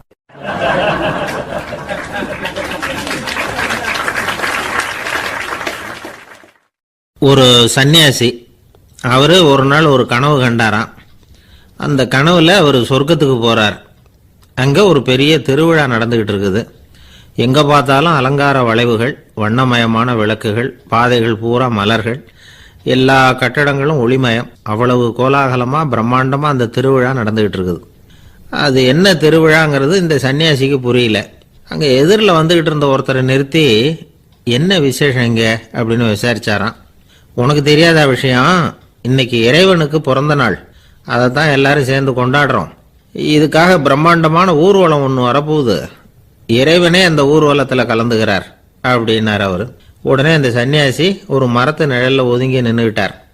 ஊர்வலம் வந்துகிட்டு இருக்குது. முதல்ல ஒரு குதிரை வந்துகிட்டு இருக்கு, அது மேலே ஒருத்தர் உட்காந்துருக்கிறார். அவருக்கு பின்னாடி நிறைய பேர் கூட்டமாக வந்துகிட்டு இருக்கிறாங்க. இவ்வளவு கூட்டம் இவர் பின்னாடி வருதே, யார் இவர் அப்படின்னு கேட்டார். ஒரு மதத்தின் பெயரை சொல்லி, இவர் அந்த மதத்தின் தலைவர், அவரை பின்பற்றுகிற மக்கள் கூட்டம் பின்னாடி வந்துகிட்டு இருக்குது அப்படின்னு விவரம் சொல்லியிருக்கிறாங்க. இவங்களுக்கு அடுத்தபடியா இன்னொரு குதிரையில் ஒருத்தர் வந்துகிட்டு இருக்கிறார். அவருக்கு பின்னாடி ஏகப்பட்ட கூட்டம். இவர் யாருங்க அப்படின்னு கேட்டிருக்கார் சன்னியாசி. அங்கே இருக்கிறவங்க விவரம் சொல்லியிருக்கிறாங்க. இன்னொரு மதத்தின் பெயரை சொல்லி, இவர் அந்த மதத்தினுடைய தலைவர், அவர் வழியை பின்பற்றுகிறவர்கள் அவர் பின்னாடி கூட்டமாக வந்துகிட்டு இருக்கிறாங்க அப்படின்ட்டு இருக்காங்க. இப்படி ஒவ்வொருத்தராக குதிரை மேலே வந்துக்கிட்டே இருக்கிறாங்க. அவங்கள பின்பற்றியும் ஒவ்வொரு கூட்டம் வந்துக்கிட்டே இருக்குது. அந்த பெரிய ஊர்வலம் அது பாட்டுக்கு போய்கிட்டு இருக்குது. கடைசியாக அது முடிஞ்சது ரொம்ப நேரம் கழிச்சு. அதுக்கப்புறம் கொஞ்சம் நேரம் கழித்து ஒரு வயசான ஆள் குதிரை மேலே வந்துக்கிட்டு இருக்கிறார். ஆனால் அவருக்கு பின்னாடி யாருமே இல்லை. அவர் பரிதாபமாக தனியாக வந்துக்கிட்டு இருக்கிறார். அவர் அந்த ஊர்வலத்தை சேர்ந்தவரா இல்லையாங்கிறதே தெரியல. இவர் யாரு, இவர் ஏன் இப்படி தனியாக வந்துக்கிட்டு இருக்கிறார் அப்படின்னு கேட்டிருக்கார் அந்த சன்னியாசி. என்னது இப்படி கேட்குறீங்க, இவர் தான் கடவுள், இவருக்காக தான் இன்னைக்கு இந்த ஊர்வலமே நடக்குது, இவருக்கு தான் இன்னைக்கு பிறந்த நாள், முன்னாடி போகிற ஊர்வலம் பூரா இவருடைய பிறந்த நாளை கொண்டாடுறதுக்காக தான் அப்படின்ட்டு இருக்காங்க. இதை கேட்டதும் அந்த சன்னியாசிக்கு திடுக்குன்னு தூக்கி போட்டிருக்கு. இது வரைக்கும் கனவு கண்டுகிட்டு இருந்தவர் முடிச்சுக்கிட்டார். அதுக்கப்புறம் தான் யோசிச்சு பார்த்துருக்கார். உண்மைதான், மக்கள் எல்லாரும் பக்தி மார்க்கத்தில் போகிறதா நினச்சிக்கிட்டு பாதை மாறி போயிட்டு இருக்கிறாங்க. கடவுளை பின்பற்றுவதாக நினைக்கிறாங்க பக்தர்கள். ஆனால் கடவுளுக்கு பின்னாடி யாருமே இல்லை. இன்னமும் இயல்பாக இதை பற்றி யோசிச்சு பார்த்தா, உண்மைக்கு பின்னாடி தான் நான் போய்கிட்டு இருக்கேன் அப்படின்னு நிறைய பேர் சொல்கிறாங்க. ஆனால் அந்த உண்மை அனாதையாக போய்கிட்டு இருக்குது. அப்படி ஆயிட்டுது உலகம். இந்த காலத்துலேயும் ஒரு ஊர்வலம், ஒரு பெரிய மனுஷருக்கு பிறந்த நாள் விழா.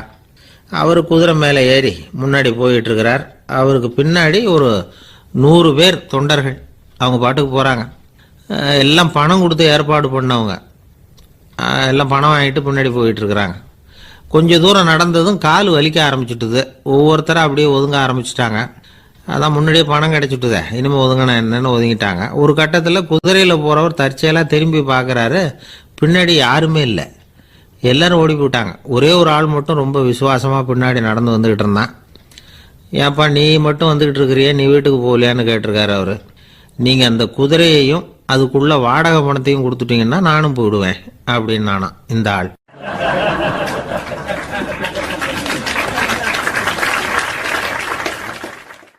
ஒரு ஊரில் ஒரு ஆள் இருந்தான், தையல் கடை வச்சுருந்தான். அவங்கிட்ட ஒருத்தன் ஒரு சட்டை துணி எடுத்து கொடுத்து தைக்க சொல்லியிருந்தான். வர்ற சனிக்கிழமை வா வாங்கிட்டு போ அப்படின்னு அவன் சொல்லியிருந்தான். அதே மாதிரி இவன் வந்தான். அவன் தச்சு வச்சிருந்த சட்டையை கொடுத்தான். இவன் வாங்கி அங்கேயே போட்டு பார்த்தான். கை நீளம் ஒன்றுக்கு ஒன்று வித்தியாசமாக இருந்தது.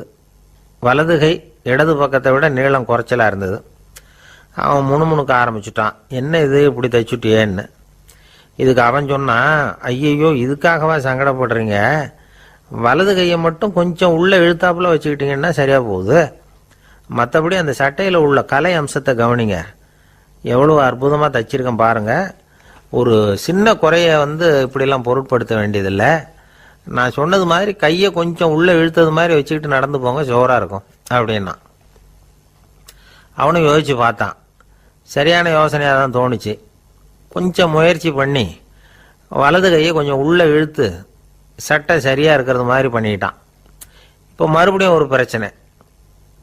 வலது கையை உள்ளே இழுத்த மாதிரி அப்படியே வச்சுக்கிட்டதும் முதுகு பக்கம் கொஞ்சம் துணி தளர்த்தியாக தொங்குறது மாதிரி தெரிஞ்சுது.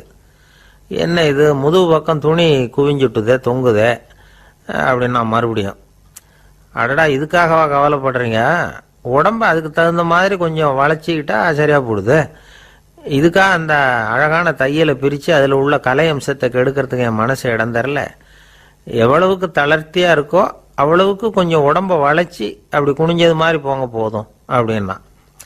அதுவும் நல்ல யோசனையாக தான் பட்டுது இவனுக்கு. சரின்னு சொல்லிவிட்டு புறப்பட்டான். தெருவில் இறங்கினான். கையை கொஞ்சம் உள்ளே இழுத்தான். உடம்ப கொஞ்சம் முன்னால் வளைச்சான். சட்டைக்கு தகுந்த மாதிரி உடம்ப பண்ணிக்கிட்டான். மெதுவாக நடந்து போகிறான். இப்போ எதிரில் இன்னொருத்தன் வரான். இவனை பார்க்குறான். இவன் போட்டிருக்கிற சட்டையை பார்க்குறான். ஆஹா அற்புதம்ங்கிறான். சும்மா சொல்லக்கூடாது, ரொம்ப நல்லா இருக்குது. நிச்சயமாக இது இந்த ஊர் மேலே தெருவில் இருக்கிற ஒருத்தன் இருக்கானே, அவன் தைச்சதாக தான் இருக்கணும் அப்படின்னா. இதை கேட்டதும் அவனுக்கு ஆச்சரியம். எப்படி அவ்வளவு கரெக்டாக கண்டுபிடிச்சிங்க அப்படின்னு கேட்டிருக்கான். இதுக்கு அந்த வழிபோக்கன்னு சொன்னானா, அவன் ரொம்ப கெட்டிக்காரன். உங்களை மாதிரி உடம்பும் கையும் வளைஞ்சு போன ஒரு ஆசாமிக்கு அவனை தவிர வேற யாராலேயும் இவ்வளவு பொருத்தமான ஒரு சட்டையை தைக்க முடியாது அப்படின்னானா. பாருங்க, அவனுக்காக இவன் அனுசரிக்க போய் இவனோட நிலைமை எப்படி ஆயிட்டுது பாருங்க. இதே மாதிரி தான் சில சடங்குகளும் சம்பிரதாயங்களும் நம்மளை கோமாளி ஆக்கி விட்டுரும். எதுவாக இருந்தாலும் அதில் அறிவுபூர்வமான அணுகுமுறை அவசியம். ஒரு நர்ஸ் அவசரமாக ஓடி டாக்டர்கிட்ட சொல்லிச்சான், டாக்டர் ஒரு தப்பு நடந்து போச்சு. 10ஆம் நம்பர் பெட்டில் இருக்கிற பேஷண்ட்டுக்கு காலில் ஆப்ரேஷன் பண்ணுறதுக்கு பதிலாக கையில் ஆப்ரேஷன் பண்ணி விட்டீங்க. கை ஆப்ரேஷன் பண்ணிக்க வேண்டிய ஆள் 7ஆம் நம்பர் பெட்டில் இருக்கார் அப்படின்னு தான்.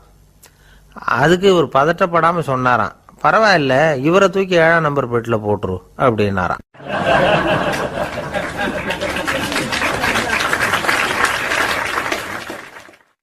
ஒரு மாணவனை பார்த்தேன். என்ன தம்பி படிப்புலாம் எப்படி இருக்குது அப்படின்னு விசாரித்தேன். அவன் ரொம்ப அழுத்துக்கிட்டான். நான் நல்லா தான் சார் படிக்கிறேன், இருந்தாலும் புத்தியில் சரியாக ஏற மாட்டேங்குது சார் அப்படின்னா. சரி, இவனும் நம்ம ரகம்தான் அப்படின்னு சொல்லி முடிவு பண்ணிட்டோம். கல்வி கற்கக்கூடிய ஒரு மாணவன் சம்பந்தப்படுற புத்திகள் பல வகை. அதை பற்றி ஒரு பெரியவர் விளக்கி இருக்கிறார். மிருத்து புத்தின்னு ஒன்று இருக்குதான். மிருத்துன்னா மண்ணு. மண்ணால் செவரு கட்டுறோம்ல, மண் சுவரில் ஆணி அடிக்கிறதும் சுலபம், அதை பிடுங்கி எடுக்கிறதும் சுலபம். அது மாதிரி சில பேர் குரு சொல்லி கொடுக்கறத சுலபமாக கேட்டு தெரிஞ்சு வச்சுக்குவாங்க. கொஞ்ச நேரத்தில் சுலபமாக மறந்தும் போயிடுவாங்க. இது மிருத்து புத்தின்னு பேர், மண் புத்தி.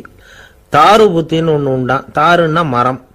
அதில் பச்சை மரத்தில் ஆணி அடிக்கிறது சுலபம், ஆனால் அதை எடுக்கிறது கஷ்டம். அது மாதிரி ஆசிரியர்கிட்ட இருந்து கேட்டதை கவனமாக மனசில் பதிய வச்சுக்கிட்டு அதை மறக்காமல் இருக்கிறது தாரு புத்தி.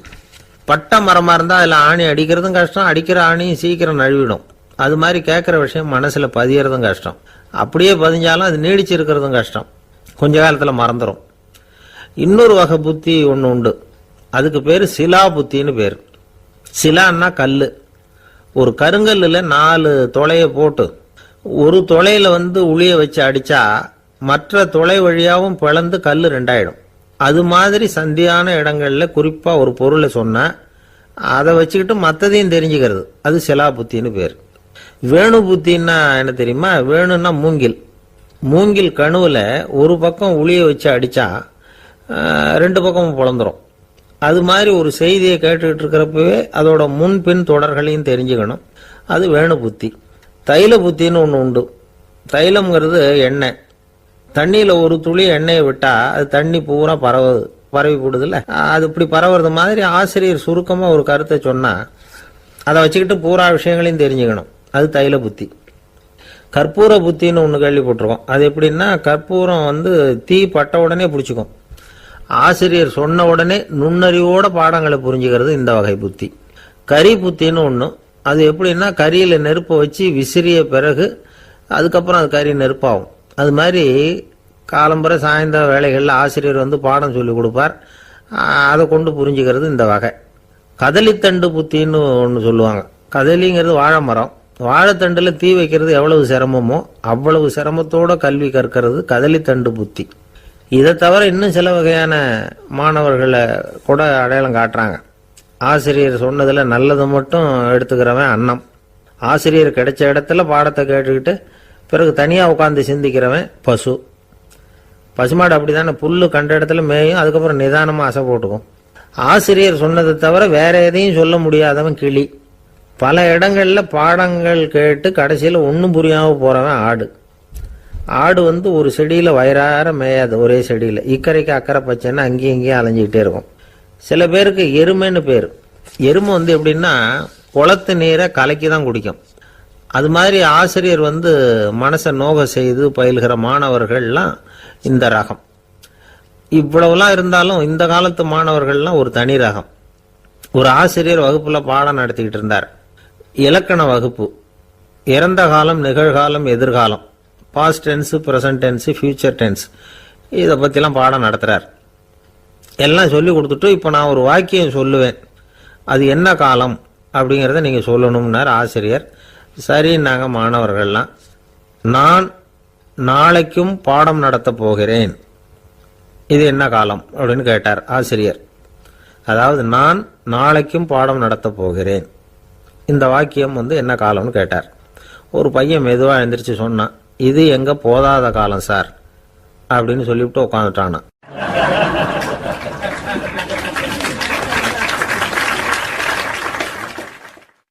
ஒரு ஊர்ல ஒரு பெரிய செல்வந்தர் இருந்தார். பணத்துக்கு பஞ்சம் இல்லை. அதனால இந்த உலகத்துல முடியாத காரியம் எதுவும் இல்லைன்னு நினைச்சார். பணம் இருந்தாலே அந்த நினைப்பு தானா வந்துடும். அதனால இவரும் அப்படி நினைச்சதுல ஒன்றும் தப்பு இல்லை. அந்த ஊருக்கு குருநானக் ஒரு தடவை வந்தார். அவருக்கு இந்த செல்வந்தர் ரொம்ப பிரமாதமா ஒரு வரவேற்பு கொடுத்தார். ஊர் எல்லையிலேயே எங்க வீட்டுக்கு விருந்து சாப்பிட்டுட்டு போகணும்னு கேட்டுக்கிட்டார். அவரும் சரின்னு ஒத்துக்கிட்டார்.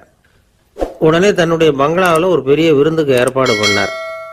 குருநானக் அழைச்சிட்டு வீட்டுக்கு போனார், உட்கார வச்சார். ஐயா, நான் இந்த ஊர்லயே ரொம்ப பெரிய வசதி உள்ளவன், என்னால் எல்லாம் முடியும். உங்களுக்காக நான் என்ன செய்யணும்னு சொல்லுங்க, எதுவாக இருந்தாலும் பரவாயில்ல, எவ்வளவு செலவானாலும் பரவாயில்ல, என்னால் செய்ய முடியும். என்ன செய்யணும்னு சொல்லுங்க, அது போதும், நான் செய்கிறேன் அப்படின்னு நான் ரொம்ப பணிவா. இதை கேட்டதும் குருநானக் சிந்திச்சார் கொஞ்ச நேரம். அதுக்கப்புறம் தன்னோட சட்ட பைக்குள்ள கையை விட்டு ஒரு பழைய ஊசி ஒன்று எடுத்தார். அந்த செல்வந்தர்கிட்ட கொடுத்தார். இதை பாருங்க, இவ்வளவு தூரம் நீங்க கேட்கறதுனால சொல்றேன், எனக்கு நீங்க செய்ய வேண்டிய உதவி இதுதான்னார். ஊசிய கையில வாங்கிக்கிட்டு இதை என்ன செய்யணும் சொல்லுங்க அப்படின்னார் அவரு. நீங்க செய்ய வேண்டியது என்னன்னா, இந்த ஊசியை பத்திரமா வச்சிருக்கணும். நாம 2 பேரும் இறந்து போனதுக்கு பின்னாடி இன்னொரு உலகத்துல நாம சந்திக்கக்கூடிய வாய்ப்பு இருக்குது. அப்போ இந்த ஊசியை என்கிட்ட கொண்டாந்து கொடுக்கணும். இதுதான் நீங்க எனக்காக செய்ய வேண்டிய உதவி அப்படின்னார் குருநானக் லேசா சிரிச்சுக்கிட்டே. இதை கேட்ட உடனே இந்த பெரியவர் முழிக்க ஆரம்பிச்சிட்டார். அது எப்படிங்க, நான் சாகிறப்ப எப்படி இந்த ஊசியை எடுத்துக்கிட்டு இன்னொரு உலகத்துக்கு வர முடியும்னார். ஊசி மாதிரி ஒரு சின்ன பொருளை கூட இந்த உலகத்தை விட்டு நாம போறப்ப எடுத்துட்டு போக முடியாதுங்கிறப்போ உங்களோட செல்வத்தையெல்லாம் எப்படி அங்க எடுத்துட்டு வர போறீங்க அப்படின்னு கேட்டார் குருநானக். அதுக்கப்புறம் தான் அந்த பெரியவர் யோசிக்க ஆரம்பிச்சாராம். குருநானக் சொல்றார், இதை பாருங்க, நாம செய்யற நல்லது கெட்டது தான் கடைசி வரைக்கும் நம்ம கூட இருக்கும். அடுத்தவங்க நல்லா இருக்கணுங்கிறதுக்காக பொருளை செலவு செய்யணும். அப்படி செய்யலைன்னா எந்த பிரயோஜனமும் இல்லை அப்படின்னார். அதுக்கப்புறம் தான் அந்த செல்வந்தரின் அறிவு கண் திறந்துதான். உடனே குருநானக்கை வணங்கினார். ஐயா, என்கிட்ட இருந்த ஆணவம் போயிட்டுது, இனிமே என்கிட்ட இருக்கிற செல்வத்தை நல்ல வழியில செலவழிப்பேன் அப்படின்னாராம்.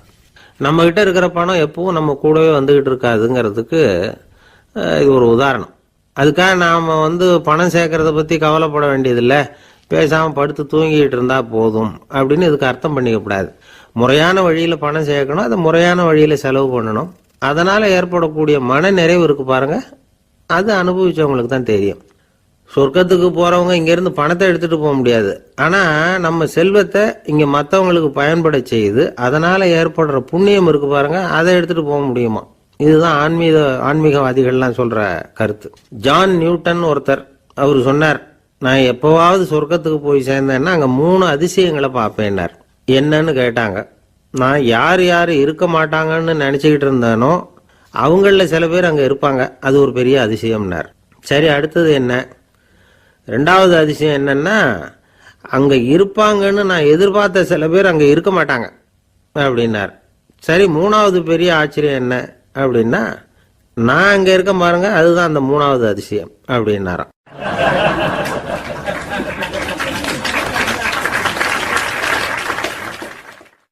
ஒருத்தர் ஓடி வந்தார். இன்னொருத்தரை பார்த்து, சார், உங்க சைக்கிளை ஒரு நாள் இரவல் கொடுங்களேன், பக்கத்து ஊருக்கு போயிட்டு வர வேண்டியிருக்கு அப்படின்னார். இவர் சைக்கிளை கொடுத்து பத்திரமா கொண்டுகிட்டு போங்கன்னார்.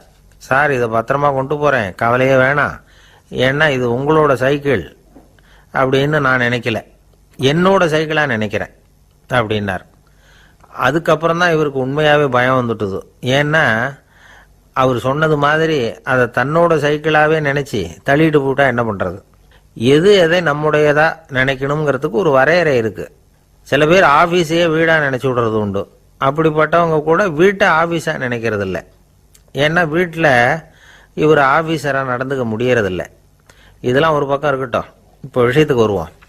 பொறியியல் மேதை டாக்டர் விஸ்வேஸ்வரய்யா இருந்தார் இல்லையா, பாரத ரத்னா விருதெல்லாம் கொடுத்தாங்களே. ஆபீஸ் வேலை வேற, சொந்த வேலை வேற அப்படிங்கிறதுக்கு ஒரு உதாரணமா இருந்தவர் அவர். மைசூர் மகாராஜா கிட்ட திவானா இருந்தார். அவர் ஒரு நாள் அரசாங்க வேலை காரணமா வெளியூர் போயிருந்தார். ஹாசன்கிற ஊருக்கு பக்கத்துல ஒரு பயண மாளிகை, அங்க தங்கிவிட்டார். ராத்திரி அங்க தங்கி இருந்துட்டு விடிஞ்சதும் ஊருக்கு திரும்புறதாக திட்டம். ராத்திரி தூங்கறதுக்கு ரொம்ப நேரம் ஆயிட்டுது. ரொம்ப நேரம் வரைக்கும் அரசாங்க சம்பந்தப்பட்ட வேலைகளையே பார்த்துக்கிட்டு இருக்கிறார். அரசாங்க ஃபைல்கள் நிறைய இருந்தது. அதையெல்லாம் ஒவ்வொன்றா எடுத்தார், படித்து பார்த்தார், பரிசீலனை பண்ணார். அதில் எழுத வேண்டியதை எழுதினார், கையெழுத்து போட்டார். ஒரு வழியாக அந்த வேலையெல்லாம் முடிஞ்சுது. அதுக்கப்புறம் என்ன பண்ணார்னா, தன்னுடைய சூட்கேஸை திறந்தார். அதிலிருந்து 2 மெழுகுவத்தியை எடுத்து கொளுத்தி வச்சார். அந்த பயண மாளிகையில் அது வரைக்கும் எரிஞ்சுக்கிட்டு இருந்த மின்சார விளக்குகளை அணைச்சுட்டார். அதுக்கு பிறகு அந்த மெழுகுவத்தி வெளிச்சத்தில் சில புத்தகங்களை தொடர்ந்து படிக்க ஆரம்பிச்சிட்டார். அந்த பயண மாளிகையில் பணியாளராக இருந்தவர் இதை பார்த்துட்டு ஓடி வந்தார். மறுபடியும் மின் விளக்க போடுறதுக்காக போனார். விஸ்வேஸ்வரய்யா அதை பார்த்துட்டு போட வேணாம்ட்டாராம். இது வரைக்கும் நான் அரசாங்க அலுவல்களை கவனிச்சுக்கிட்டு இருந்தேன், அதனால மின் விளக்குகள் அப்போ எரிஞ்சதில் தப்பு இல்லை. இப்போ நான் புத்தகம் படிச்சுக்கிட்டு இருக்கேன், இது என்னுடைய சொந்த வேலை. இங்கே இருக்கிற மின் விளக்கு அதுக்காக ஏன் எரியணும் அப்படின்னு கேட்டாராம். இப்போ இருக்கிற சில அரசு பணியாளர்கள்கிட்ட இந்த சம்பவத்தை பேச்சோட பேச்சா சொல்லி பார்த்தேன். அவங்களால இதை ஜீரணிக்கவே முடியல. நேர்மை தேவைதான் சார், அதுக்காக அவ்வளவு தூரத்துக்கு அது தேவையா அப்படிங்கிறாங்க. விஸ்வேஸ்வரய்யா அப்படி பண்ணினது தான் ஒரு நேர்மையாளர் அப்படின்னு இந்த உலகத்துக்கு நிரூபிக்கணுங்கிறதுக்காக இல்லை. தான் அப்படி நடந்து காட்டினா தன்னை சுற்றி இருக்கிறவங்களும் அதை கேள்விப்படுறவங்களும் முடிஞ்ச அளவுக்கு பொது வாழ்க்கையில், அரசு பணியில் நேர்மையை கடைபிடிக்க முயற்சி பண்ணலாமே அப்படிங்கிறதுக்காகத்தான். இப்போவும் சில பேர் இருக்கிறாங்க, இவங்க ஆஃபீஸ் வேற வீடு வேறன்னு நினைக்கிறது இல்லை, அவ்வளோ உரிமை. ஒருத்தர் அப்படிதான், அவருக்கு அவசரமாக 5000 ரூபா தேவைப்பட்டது. ஆஃபீஸு பணத்தை எடுத்துக்கிட்டார். அந்த நேரம் பார்த்து ஆடிட் வந்துட்டுது. ஆப்பிட்டுக்கிட்டார். விசாரணை நடக்குது. அவர் சொல்கிறார், சார் நான் நேரம் காலம் பார்க்காம ஆஃபீஸில் வேலை செய்வேன். ஏன்னா அதை என்னோட ஆஃபீஸாக நினைக்கிறேன். அவசரத்துக்கு அந்த பணத்தை எடுத்தேன், மறுபடியும் வச்சுடலாம்னு தான் இருந்தேன். அதுக்குள்ளே இப்படி ஆயிட்டுது. நீங்கள் என்ன நினச்சாலும் சரி, நான் ஆஃபீஸ் வேற வீடு வேற அப்படின்னு நினைக்கிறது இல்லை, அது என்னோட சுபாவம் அப்படின்னார். விசாரணை பண்ணவர் தீர்ப்பு வழங்கினார். உங்கள் சுபாவத்துக்கு மதிப்பு கொடுத்து நானும் தீர்ப்பு வழங்குறேன். நீங்கள் கொஞ்ச நாள் ஜெயிலில் இருந்துட்டு வாங்க, அது உங்களுக்கு கஷ்டமாக இருக்காதுன்னு நினைக்கிறேன். ஏன்னா அங்கே போனாலும் நீங்கள் உங்கள் சுபாவப்படி வீடு வேற ஜெயில் வேறன்னு நினைக்க மாட்டீங்க அப்படின்னாராம்.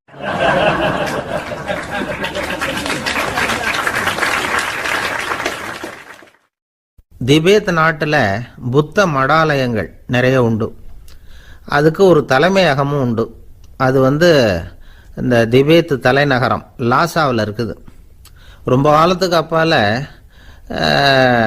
அதை பற்றியெல்லாம் நிறைய விவரங்கள் எழுதி வச்சிருக்கிறாங்க. அது இப்போவும் நமக்கு கிடைக்குது. அதாவது ரொம்ப தூரத்துக்கு அந்தாண்ட மலைகளுக்கு நடுவில் ஒரு கிளை மடாலயம். அந்த மடத்தின் தலைவருக்கு வயசாயிட்டு தான், அதனால் தலைமை பொறுப்பை வேற ஒருத்தர்கிட்ட ஒப்படைக்கலாம் அப்படின்னு முடிவு பண்ணாராம். உடனே ஒரு லாமாவை கூப்பிட்டார். அவர் மூலமாக தலைமை மடாலயத்துக்கு செய்தி அனுப்புனார், பொருத்தமான வாரிசு ஒருத்தரை அனுப்பி வைக்கும்படியாக. அந்த வாலிப லாமா புறப்பட்டார். காடு மேடெல்லாம் நடந்து போகிறார். ரொம்ப நாள் கழித்து தலைமை பீடத்தை அடைஞ்சார். தலைமை குரு கிட்ட விவரத்தை சொன்னார். தகுதியான ஒருத்தரை அனுப்பி வச்சா அழைச்சிட்டு போகிறேன் அப்படின்னார். சரி, நாளைக்கு காலையில் நீங்கள் அவங்க எல்லாரையும் அழைச்சிட்டு போகலாம்னார் அவர். அவங்க எல்லாரையுமா? அங்கே தேவைப்படுறது ஒருத்தர் தானே அப்படின்னார் இவர். ஆமான்னார். அப்புறம் ஏன் எல்லாரையும் அழைச்சிட்டு போக சொல்கிறீங்கன்னார். அது இப்போ உனக்கு புரியாது. நான் ஒரு 100 பிக்குகளை அனுப்புகிறேன், அதாவது பிட்சுகளை. அவ்வளவு பேரையும் அங்கே வச்சு சமாளிக்க முடியாது அப்படின்னாரு இவர். இருந்தாலும் இப்போ அந்த தலைமை குரு என்ன சொன்னார்னா, அதை பற்றி கவலைப்படாத, நான் 100 பேரை அனுப்புகிறேன். அதில் 99 பேர் வழியிலேயே காணாமல் போடுவாங்க, ஒருத்தன் மட்டும்தான் வருவான். அவனும் அங்கே வந்து சேர்ந்துட்டானா நீ ரொம்ப கொடுத்து வச்சவன் அப்படின்னார். இவருக்கு ஒன்றும் புரியல. இருந்தாலும் மறுநாள் அந்த வாலிபல் லாமா 100 பேரை அழைச்சிக்கிட்டு புறப்பட்டார். போகிற வழியிலேயே பல பேர் அங்கங்கே பிச்சுக்கிட்டு போயிட்டாங்க. அவர் சொன்னது மாதிரியே வழியில் அவங்க ஊர்கள் இருந்தது தான் காரணம். அப்பா அம்மாவை பார்த்துட்டு வரேன் அப்படின்னு கொஞ்சம் பேர் போனாங்க. சொந்த பந்தத்தை பார்த்துட்டு வரேன் அப்படின்னு கொஞ்சம் பேர். ஒரு வாரம் ஆச்சு. இப்போ மிஞ்சினது 10 பேர் தான். வழியில் ஒரு நகரம். அங்கே சில பிட்சுக்கள் வந்து சந்திச்சாங்க. எங்கள் மடத்து தலைவர் இறந்துட்டார், உங்களில் யாராவது ஒருத்தர் எங்களுக்கு தலைவராக முடியுமா அப்படின்னு கேட்டாங்க. 10 பேரும் தயார். அதில் ஒருத்தரை அழைச்சிக்கிட்டு அவங்க போயிட்டாங்க. இன்னொரு ஊரில் சில பேர் வந்தாங்க, வழி மறிச்சாங்க. நில்லுங்க, எங்கள் மன்னர் மகளுக்கு திருமணம், அதை நடத்தி வைக்க 3 லாமாக்கள் தேவை அப்படின்னாங்க. இப்படி கொஞ்சம் கொஞ்சமாக எல்லாரும் காலி. கடைசியில் 2 பேரும் மிஞ்சினாங்க. அங்கே ஒரு இளம்பெண் எதிரில் வந்தா. எங்கள் அப்பா வேட்டைக்கு போயிருக்கிறாரு, இன்னும் திரும்பி வரல, வீட்டில் வேற யாரும் இல்லை, தனியாக இருக்க பயமாக இருக்குது, யாராவது ஒருத்தர் எனக்கு துணையாக இருக்கணும் அப்படின்னு கேட்டுக்கிட்டா. எங்கள் 2 பேரில் நீயே ஒருத்தரை தேர்ந்தெடுத்துக்கோ, இல்லைன்னா எங்களுக்குள்ளே சண்டை வந்துடும் அப்படின்னாங்க. இப்போ மிஞ்சினவர் ஒருத்தர். அவருக்கும் ஒரு சோதனை வந்தது. ஒரு தர்க்கவாதி எதிரில் வந்தான். உன்னோட வாதம் பண்ணணும்னா. இவனோட வாதம் பண்ணுறேன், அது முடிய ரொம்ப காலம் ஆகலாம், தர்க்கத்தில் நான் ஜெயிச்சா அங்கே வரேன், இல்லைன்னா இவருடைய சீடனை ஆயிடுவேன் அப்படின்னார் அவர். கடைசியாக அழைக்க வந்த வாலிபலாமா மட்டும் வெறும் கையோடு திரும்பி போனார். அங்கே இருந்த வயசான மடாதிபதி கேட்டார், எத்தனை பேர் அங்கேருந்து புறப்பட்டீங்கன்னார். என்னையும் சேர்த்து 101ன்னார் அவர். நல்லது, நீயாவது திரும்பி வந்திய, அதுதான் எனக்கு போதும், ஏன்னா நீ தான் எனக்கு உண்மையான வாரிசு, அந்த 100 பேரில் யாரும் வரமாட்டாங்க அப்படின்னார் அவர். ஏன்னா அவருக்கு தெரியும் இவர் ஒருத்தர் தான் திரும்பி வருவாருங்கிறது. திபேத்தில் ஒரு பழங்கால பழமொழி உண்டாம், 100 பேர் செல்லலாம், எப்பொழுதாவது ஒருவன் அபூர்வமாக அடைய வேண்டிய இடத்தை அடைவான். இதுதான் அந்த பழமொழி. ஒரு உன்னதமான இலக்கை அடையணும்னா அது அவ்வளவு சுலபமான காரியம் இல்லை. இந்த காலத்து மடாலயம் ஒன்று, அதில் ஒரு தலைவர், அவருக்கு வயசாயிட்டுது, தனக்கு ஒரு வாரிசை நியமிக்கணும் அப்படின்னு ஆசைப்பட்டார். ரொம்ப கஷ்டப்பட்டு ஒருத்தரை பிடிச்சார். தனக்கு வாரிசாக நியமிச்சுட்டு அவர் சமாதி ஆயிட்டார். புதுசாக பொறுப்பேற்றுக்கிட்டவர் அப்படியே உட்காந்துருந்தார். அவரை தேடிட்டு பத்திரிகை நிருபர்கள்லாம் வந்தாங்க, கேட்டாங்க. அவர் உங்கள் பொறுப்பில் வந்து அவர் பெரியவர் விட்டுட்டு போன இது எவ்வளவு சுமாராக தேரும், எவ்வளவு விட்டுட்டு போனார் அப்படின்னு கேட்டிருக்கிறாங்க. அது என்ன ஒரு 50 லட்சம் இருக்கும் அப்படின்னாராம். அவ்வளவும் பணமா அப்படின்னு கேட்டிருக்காங்க. இல்லைங்க, கடன் அப்படின்னாராம் இவர்.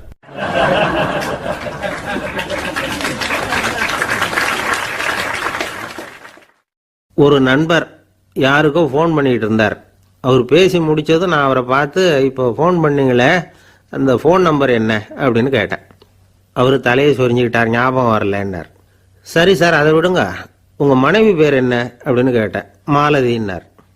என்ன சார் இது வேடிக்கை, கொஞ்ச நேரத்துக்கு முன்னாடி பேசின ஃபோன் நம்பர் வந்து மறந்து போச்சு, எப்போவோ கல்யாணம் பண்ணிட்ட மனைவி பேர் மறக்கலை, அதை கரெக்டாக சொல்லிவிட்டீங்களே அப்படின்னு கேட்டேன். அவர் என்ன ஒரு மாதிரியாக பார்த்தார். அவர் அப்படி என்னை பார்த்ததில் ஒன்றும் தப்பு இல்லை, ஏன்னா நாம் எல்லாருமே அப்படித்தானே, ஒரு குறிப்பிட்ட காரியத்துக்காக தொலைபேசியில் ஒருத்தட்ட பேசுகிறோம், அதுக்கப்புறம் அந்த எண் வந்து நமக்கு அனாவசியம், அதனால் மறந்துடுறோம். இதுக்கு பேர் தான் தற்காலிக ஞாபகம். ஆனால் மனைவி பேரை வந்து மறந்துட முடியுமா? முடியாது. அது வந்து அவசியமான ஒன்று. அடிக்கடி அந்த பேரை வந்து உபயோகப்படுத்துகிறோம், அதனாலேயும் அது வந்து முக்கியங்கிறதுனாலேயும் அதை மறக்கிறது இல்லை. இதுக்கு பேர் நிரந்தர ஞாபகம். சரி, இந்த தற்காலிக ஞாபகம், நிரந்தர ஞாபகம், இது 2 ஞாபக அளவுகளையும் கட்டுப்படுத்துறது எது அப்படின்னா மூளைக்குள்ள நடக்கிற மின்சார நடவடிக்கைகள் தான்.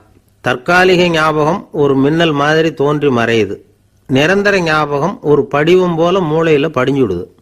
ஒரு சம்பவத்தின் பல பிரதிகள் மூளையில் பல்வேறு பகுதிகளிலேயும் படிகிறதுனால ஒன்று மறைஞ்சாலும் மறந்தாலும் இன்னொன்று மறையறதில்ல. இப்படிப்பட்ட நிலைமையில தான் இந்த தொண்டையில் இருக்கு, வாயில் வரமாட்டேங்குது சார் அப்படிமா. ஒருத்தருக்கு எந்த துறையில் ஆர்வமும் ஈடுபாடும் அதிகமோ அது சம்பந்தமான ஞாபக சக்தி அதிகமாக இருக்கும். தொழிலை விரும்புகிற ஒரு டெலிஃபோன் ஆபரேட்டருக்கு எண்கள்லாம் நல்ல ஞாபகம் இருக்கும். அது மாதிரி கவிஞர்களுக்கு வார்த்தைகள் நல்ல ஞாபகத்தில் இருக்கும்.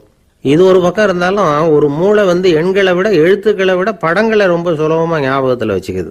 புரிஞ்சுக்கிற தன்மை, அனுபவம், புத்தி கூர்மை இது கூடி குறையிறத பொறுத்து ஞாபக சக்தியும் ஏறும் இறங்கும். இப்போ உதாரணத்துக்கு ஒரு பையனுக்கு படித்தது எதுவும் ஞாபகத்தில் இல்லைன்னா அவன் அதை சரியாக புரிஞ்சுக்கலன்னு அர்த்தம். இந்த மறதிங்கிறது எந்த சமயத்தில் ஒரு பிரச்சனை ஆகுது தெரியுமா? உங்களுக்கு வேண்டியப்பட்ட ஒருத்தரை ஞாயிற்றுக்கிழமை சாயந்தரம் சரியாக 5 மணிக்கு கடற்கரைக்கு வர சொல்லிவிட்டு அந்த நேரத்தை மறந்துவிட்டா அது பரவாயில்ல, வர சொன்னதையே மறந்துவிட்டா தான் நிலைமை மோசம்னு அர்த்தம். இப்படி இருந்தால் இது சிகிச்சை எடுத்துக்க வேண்டிய நிலைமைங்கிறத புரிஞ்சுக்கணும். ஆமாம், இதுக்கும் மருந்து இருக்கு. ஆனால் மூளை குறிப்பிட்ட அளவுக்கு கீழே இயங்குறப்போவோ இன்னொன்று சொல்லுவாங்க, இந்த நியூரோ டிரான்ஸ்மிட்டர் அப்படின்னு சொல்லுவாங்க. அப்படிங்கிற மூளை ரசாயனம் ரொம்பவும் குறைஞ்சி போகிறப்போ மட்டும்தான் உபயோகப்படும். டாக்டர் என்ன சொல்கிறாங்க தெரியுமா? மூளையை பொறுத்த வரைக்கும் அதில் ஞாபக சக்தி அதிகமாக உள்ள மூளை, மறதி உள்ள மூளை அப்படின்னு ஒன்றும் கிடையாது அப்படிங்கிறாங்க. நினைவு வச்சுக்கிறதுக்கு பயிற்சி அளிக்கப்பட்ட மூளை, பயிற்சியற்ற மூளை அப்படின்னு வேணும்னா சொல்லலாம் அப்படின்னு சொல்கிறாங்க. அதனால நம்ம ஞாபக சக்திங்கிறது நம்ம கிட்ட இருக்கிற பயிற்சி, முயற்சி இதை பொறுத்து தான் அமையும். ஒருத்தர் ஒரு பென்சிலை எங்கேயோ வச்சுக்கிட்டு தேடிக்கிட்டு இருந்தார். அப்புறம் என்னமோ தீவிரமா யோசனை பண்ணி அதை ஞாபகப்படுத்தி பார்த்துக்கிட்டு இருந்தாராம். எதிரில் உட்காந்துருந்தவர் சொன்னார், பென்சிலை தானே தேடிட்டு இருக்கீங்க, அது உங்க வலது காதில் இருக்குது சார் அப்படின்னாராம் அவர். இதுக்கு அவர் சொல்லியிருக்காரு, பென்சிலை வலது காதில் தான் வச்சிருக்கேங்கிறது எனக்கு நல்லா ஞாபகம் இருக்கு, ஆனா எது வலது காதுங்கிறது தான் மறந்து போச்சு அப்படின்னாராம். அவர் அதை தான் யோசிச்சுட்டு இருந்திருக்கிறார்.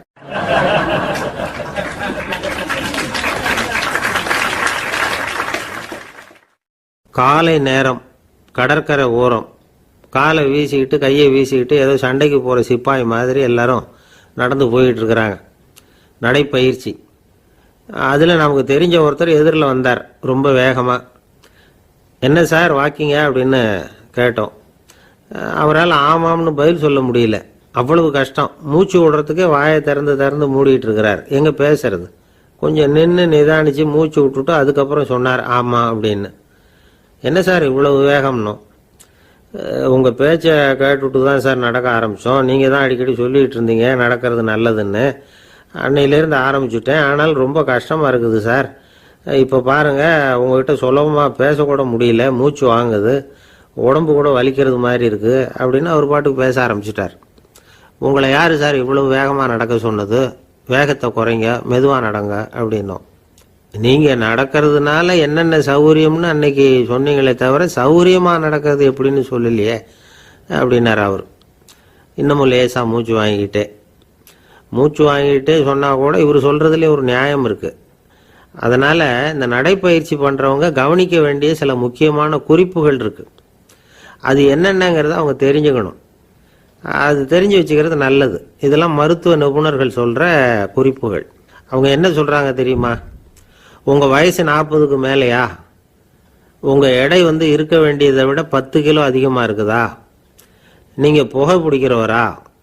இதய நோய், இரத்த நாள நோய், உயர் ரத்த அழுத்தம் இப்படி ஏதாவது உங்களுக்கு உண்டா? அப்படின்னா நீங்கள் உங்கள் இஷ்டத்துக்கு வரிஞ்சு கட்டிக்கிட்டு நடைப்பயிற்சி பண்ண ஆரம்பிச்சிடாதீங்க.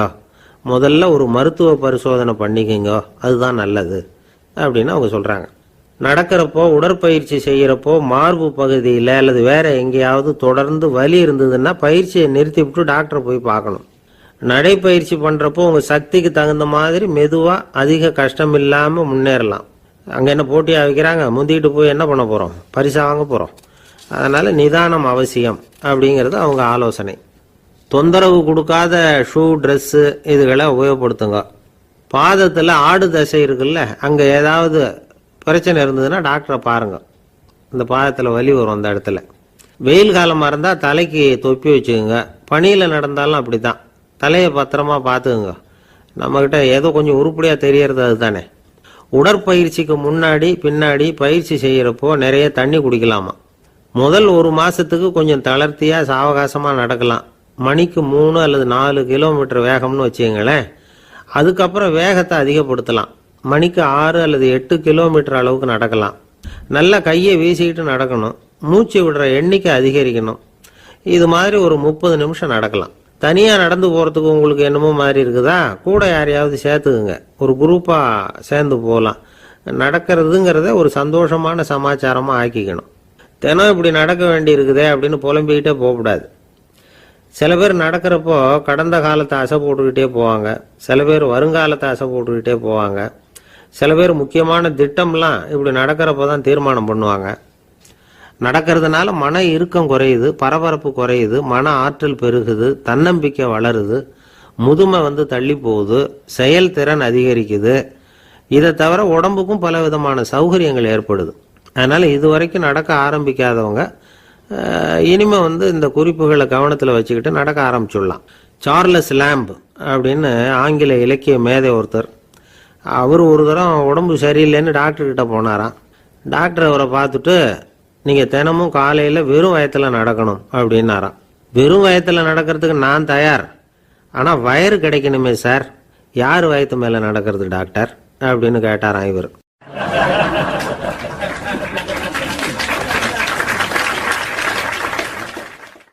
எனக்கு ஒரு உதவி செய்யணும் அப்படின்னு நம்மளை பார்த்து ஒருத்தர் கேட்குறாருன்னு வச்சுங்களேன், உடனே நாம் அவரை பார்த்து என்ன உதவின்னு கேட்போம். இதுதான் சராசரி மனிதர்களின் இயல்பு. ஆனால் ஒருத்தர் எனக்கு ஒரு உதவி செய்யணும் அப்படின்னு கேட்ட உடனே என்ன உதவின்னு கூட கேட்காம சரி செய்கிறேன் அப்படின்னு ஒத்துக்கிறது இருக்கு பாருங்க, அது கொஞ்சம் அபூர்வம். அந்த காலத்தில் ஒருத்தர் இருந்தார். அவர் எப்படி தெரியுமா, உதவி கேட்குறவங்க நல்லவங்களா கெட்டவங்களா அப்படின்னு கூட பார்க்கல, தனக்கு நன்மையா தீமையா அப்படின்னு கூட பார்க்கல, உதவி செய்கிறேன்னு புறப்பட்டு விட்டார். அவர் யார் தெரியுமா, அவர் தான் நல சக்கரவர்த்தி. அவர் மாதிரி நாமும் உதவி கேட்குறவங்களுக்கு உடனே உதவி செய்கிறதுக்கு தயாராக இருக்கணும் அப்படின்னு சொன்னார் ஒரு ஆன்மீக பேச்சாளர். நல சரித்திரத்தை அவர் சொல்லிக்கிட்டு இருந்தார். இந்திரன், அக்னி, வருணன், யமன் இவங்க 4 பேரும் நலனை பார்த்து எங்களுக்கு நீ உதவி செய்யணும், எங்களுக்காக நீ தூது போகணும் அப்படின்னு கேட்குறாங்க. யாருக்கிட்ட தூது போகணும், என்ன காரியத்துக்காக போகணும் அப்படின்னு கேட்கணும்ல. நலன் அப்படி கேட்கவே இல்லை, உடனே சரின்னு ஒத்துக்கிறான். அதுக்கப்புறம் அவங்க விவரம் சொல்கிறாங்க, என்ன உதவி, யாருக்கிட்ட தூது போகணும் அப்படிங்கிற விவரத்தை சொல்கிறாங்க.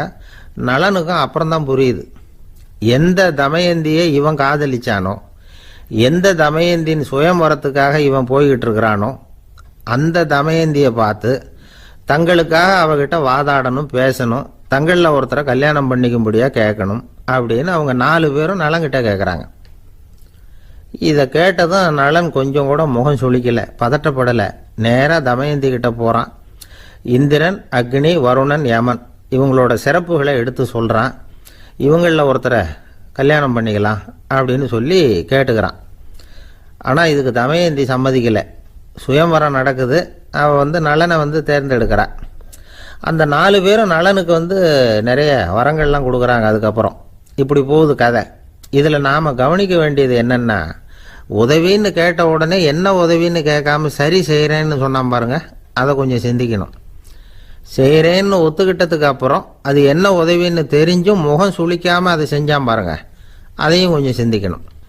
நம்மால் ஒருத்தன் ஒரு நண்பனை தேடி போனான், எனக்கு ஒரு உதவின்னா சரி சொல்லுன்னா, இப்போ உங்ககிட்ட 2 கார் இருந்தால் என்ன பண்ணுவேன்னா, உடனே அதில் ஒன்று உங்ககிட்ட கொடுத்துருவேன்னா, அவன் உங்ககிட்ட 2 பங்களா இருந்தால் என்ன பண்ணுவேன்னா, அதில் ஒன்று உங்ககிட்ட கொடுத்துருவேன்னா, உங்ககிட்ட 2 பேனா இருந்தால் என்ன பண்ணுவேன்னா, அதில் ஒரு பேனாவை உங்ககிட்ட கொடுக்க மாட்டேன்னா அவன்.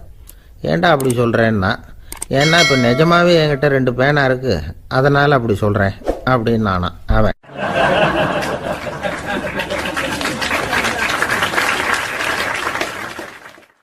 ரொம்ப பேருக்கு கூட்டத்தில் பேசுறதுன்னா பயம்.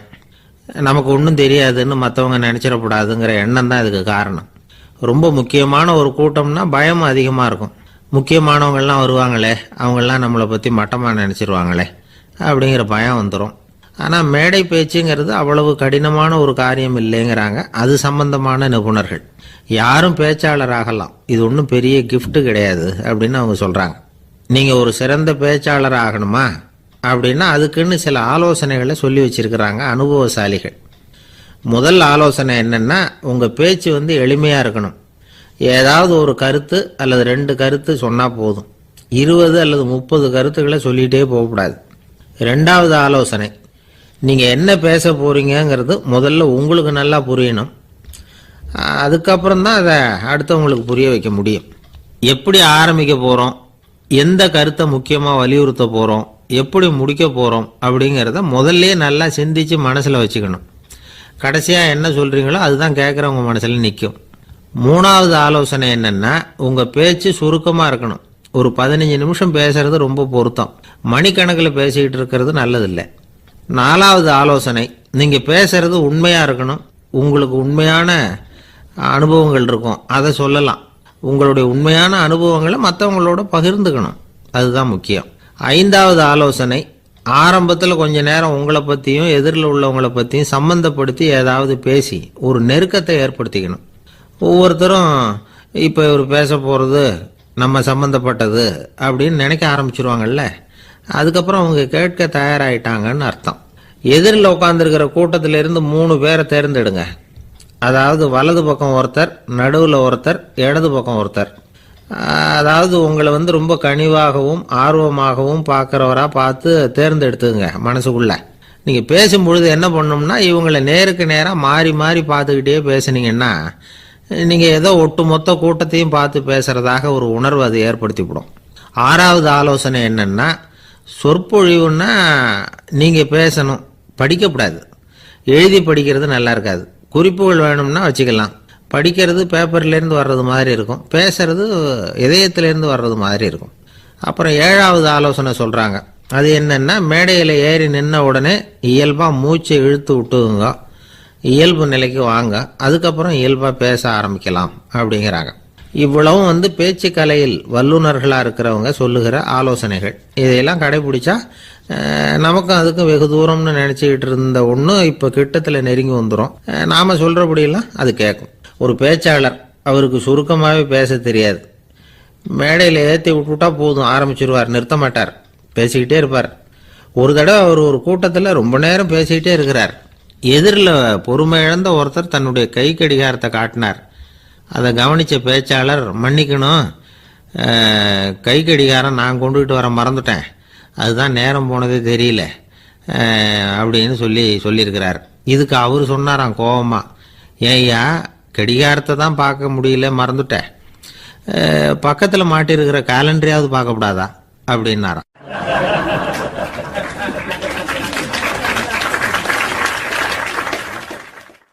கப்பல் கடல்ல போய்கிட்டு இருக்கு. புயல், சூறாவளி, அலையெல்லாம் பெருசு பெருசா ரொம்ப உயரமா உண்டாகுது. கடுமையான காற்றிலேயும் வேகமான அலைகள்லேயும் சிக்கி அந்த கப்பல் தடுமாறுது. திசை மாறி போச்சு. எந்த பக்கம் போயிட்டு இருக்கிறோம்னே தெரியல. அந்த கப்பலை செலுத்திக்கிட்டு இருந்த மாலுமி ரொம்ப சாமர்த்தியமாக செயல்பட்டார். தன்னுடைய அறிவாற்றலையும் திறமையையும் முழுமையாக பயன்படுத்தினார். அந்த கப்பலை கட்டுப்படுத்தினார். மெதுவாக அந்த சூறாவளியிலிருந்து கப்பலை காப்பாற்றி கரைக்கு கொண்டுட்டு சேர்த்துட்டார். மாலுமின்னு ஒருத்தர் இருந்ததுனால அந்த மரக்கலம் காப்பாற்றப்பட்டது. மாலுமின்னு ஒருத்தர் இல்லைன்னு வச்சுக்கோங்க, அந்த கப்பலோட கதி என்னவா இருக்கும் யோசிச்சு பாருங்க. ஒரு கோபக்காரனுடைய நிலைமையும் அப்படித்தானா. கோபக்காரன்கிறவன் ஒரு மாலுமி இல்லாத மரக்கலம் அப்படிங்கிறார் நபிகள் நாயகம். கொந்தளிக்கிற கடல்ல கொடுமையான அலைகளின் உச்சியில அல்லல் படுகிற மரக்கலத்தை விட மோசமானது கோபக்காரனின் நிலைமை அப்படிங்கிறது அவருடைய கருத்து. அது மாதிரி இதுன்னு சொல்லல, அதை விட மோசம் இது அப்படிங்கிறார். ஏன் தெரியுமா? ஒரு கப்பல் கடல்ல தடுமாறினா அதை சரிப்படுத்த மாலுமி இருக்கிறார். அவர் தன்னுடைய சாமர்த்தியத்தினால அதை கட்டுப்படுத்தி சரியான வழிக்கு கொண்டுட்டு வந்துருவார். ஆனா கோபக்காரனுடைய நிலைமை அப்படி இல்லை அப்படிங்கிறார் நபிகள் நாயகம். மனித மனம் ஒரு மரக்கலம், அறிவு அதுல இருக்கிற மாலுமி. மாலுமி மரக்கலத்தை செலுத்துறான், அவனுக்கு கட்டுப்பட்டு அது ஓடுது. ஆனா கோபக்காரன்கிற மனுஷங்கிட்ட அறிவுங்கிற மாலுமி சரியா வேலை செய்ய மாட்டான். ஏன்னா கோபம் அந்த மாலுமியின் கண்களை அவிச்சிரும், காதுகளை கேட்காம பண்ணிவிடும். கண்ணையும் காதையும் மூடிவிட்டு கப்பலை ஓட்டுனா எப்படி ஓட்டுறது? அதனால கோபக்காரன் மாலுமி இல்லாத மரக்கலம். இடி மின்னல்ல மாட்டிக்கிட்டு கஷ்டப்படுற கப்பல் மாதிரி கஷ்டப்படுறான். பெரியவங்கள்லாம் என்ன சொல்றாங்க? உனக்கு கெடுதல் பண்ணவனுக்கும் நீ நன்மையை செய், எவருடைய விருப்பு வெறுப்பையும் பொருட்படுத்தாதே, பரம எதிரிக்கும் நீ நன்மை செய்ய ஆரம்பிச்சா உன்னுடைய தூய நிலையை பார்த்துட்டு அவனும் உனக்கு நெருக்கமான நண்பனா ஆயிடுவான். இதுதான் பெரியவங்க நமக்கு சொல்லி இருக்கிறது. புனித குர்ஆன் சொல்றது என்ன? தீமையை நன்மையை கொண்டே நீர் தடுத்து கொள்ளும் அப்படின்னு சொல்லப்பட்டிருக்கிறதுல. இன்னா செய்தாரை ஒருத்தல் அவர் நாண நன்னயம் செய்து விடல் அப்படிங்கிறார் திருவள்ளுவர். செல்வந்தர் ஒருத்தர்கிட்ட ஒரு சிறுவன் ஆடு மேய்ச்சிக்கிட்டு இருந்தானா. பெரியவர் அவனை கூப்பிட்டு, நீ நேரா போய் ஒரு ஆட்டுல உள்ள ரொம்ப நல்ல பகுதி எதுவோ அதை எடுத்துக்கிட்டு வா அப்படின்னாராம். இவன் போனான். ஒரு ஆட்டு உடம்புல இருந்த நாக்கு, இருதயம், இது ரெண்டையும் எடுத்துட்டு வந்து கொடுத்தானான். பெரியவர் வாங்கி பார்த்தார். அதுக்கப்புறம் இப்ப நீ போய் இன்னொரு ஆட்டுல இருக்கிற ரொம்ப கெட்ட பகுதி எதுவோ அதை எடுத்துட்டு வா அப்படின்னாராம். இவன் போய் எடுத்துட்டு வந்தான். அவன் கையில் இருந்தது மறுபடியும் அதே மாதிரி நாக்கு, இருதயம், இது ரெண்டும் தான். என்னது இப்பவும் அதையே கொண்டுட்டு வந்திருக்கிற அப்படின்னாராம் பெரியவர். இவன் சொன்னானா, ஒரு உடம்புல உள்ள ரொம்ப நல்ல பொருளும் இதுதான், ரொம்ப கெட்ட பொருளும் இதுதான் அப்படின்னானா. இளம் வயசுல இப்படி பதில் சொன்னவர் தான் பேரறிஞர் லுக்மானுல் ஹக்கீம் அவர்கள். கோபப்படாம இருந்தா இது ரெண்டும் நல்லா வேலை செய்யும், கோபப்பட்டா இது ரெண்டும் மோசமா வேலை செய்யும். அதை புரிஞ்சுக்கிறதுக்காகத்தான் இன்னைக்கு இந்த தகவல். கோபம் வந்துட்டா நாம என்ன செய்யறோங்கிறது நமக்கே தெரியாது. ஒருத்தர் டாக்டர் கிட்ட போனார் அவசரமா. டாக்டர், எனக்கு இப்ப கடுமையான கோப வெறி, எனக்கு கண்ணு மண்ணு ஒன்றும் புரியல, உடனடியாக அதை கட்டுப்படுத்தணும், உடனே இதுக்கு ஏதாவது ஒரு மாத்திரை கொடுங்க ப்ளீஸ் அப்படின்னார். அந்த டாக்டரும் உடனே ஒரு மாத்திரையை கொடுத்து இதை உடனே போடுங்க, நான் தண்ணி கொண்டுட்டு வரேன்னு உள்ள போனார். தண்ணியோடு திரும்பி வந்தார். இவரு சொன்னார், டாக்டர், நீங்க கொடுத்த மாத்திரை ரொம்ப பெருசா இருந்தது, இருந்தாலும் கஷ்டப்பட்டு முழுங்கிட்டேன்னார். டாக்டர் சந்தேகத்தோட மேசையை பார்க்கிறார். பார்த்தா மாத்திரை அங்கேயே இருக்குது, பேப்பர் வெயிட்ட காணல.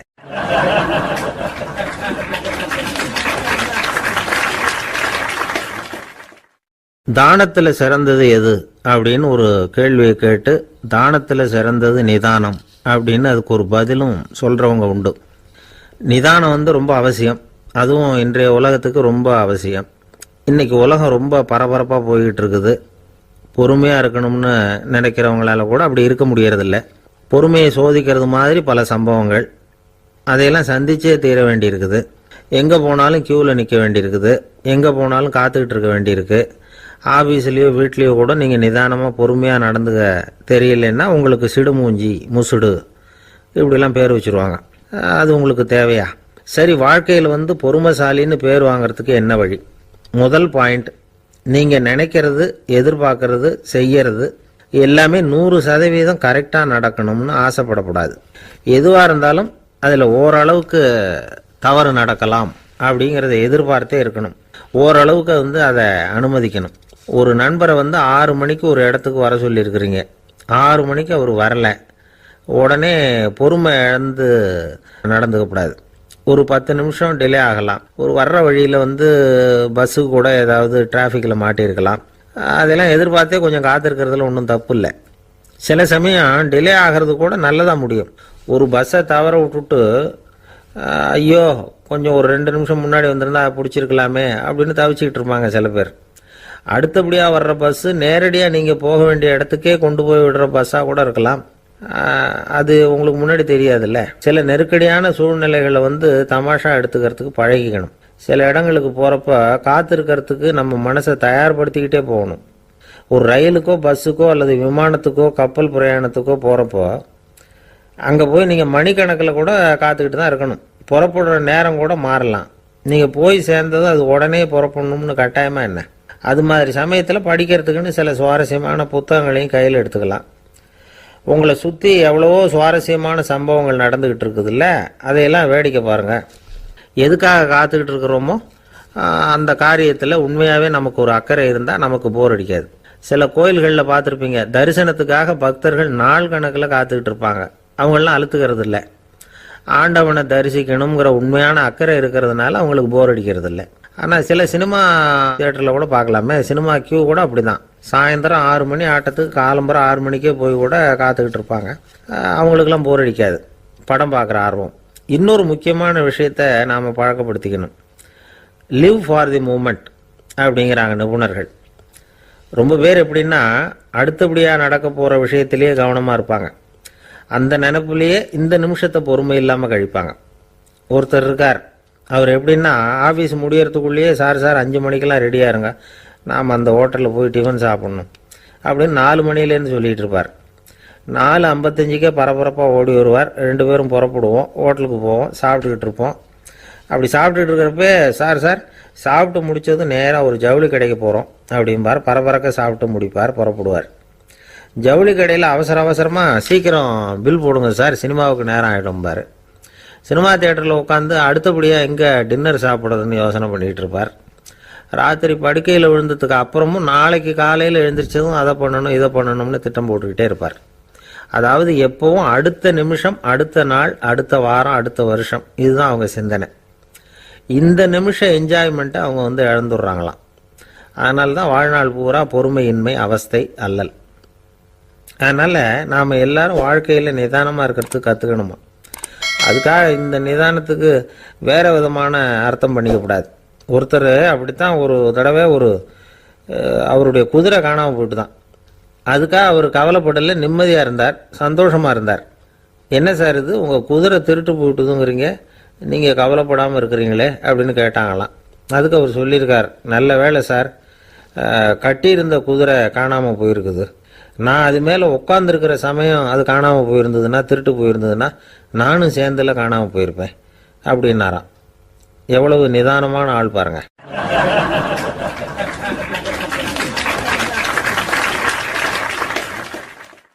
ஒரு நண்பர் சினிமா படம் தயாரிக்கிறவர், அவர்கிட்ட ஒரு நாள் பேசிக்கிட்டு இருந்தேன்.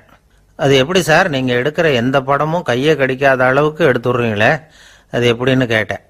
அது ஒன்றும் பெரிய விஷயம் இல்லை சார், பெண்களுக்குன்னு சில உருக்கமான காட்சிகள், இளைஞர்களுக்குன்னு சில நடனங்கள், அடிதடி காட்சிகள், அப்புறம் வயசானவங்களுக்குன்னு சில ஆன்மீக காட்சிகள், சின்ன பிள்ளைங்களுக்கு சிரிப்பு, இப்படி எல்லாமும் சேர்த்து நான் படம் எடுக்கிறேன்.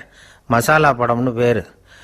இது ரொம்ப பெருசாக இல்லைன்னாலும் ஓரளவுக்கு சுமாராக ஓடிடும், கையை கடிக்காது அப்படின்னார். இது ஒரு உத்தி. சில பத்திரிகை ஆசிரியர்களும் இந்த உத்தியை கையாளுறது உண்டு.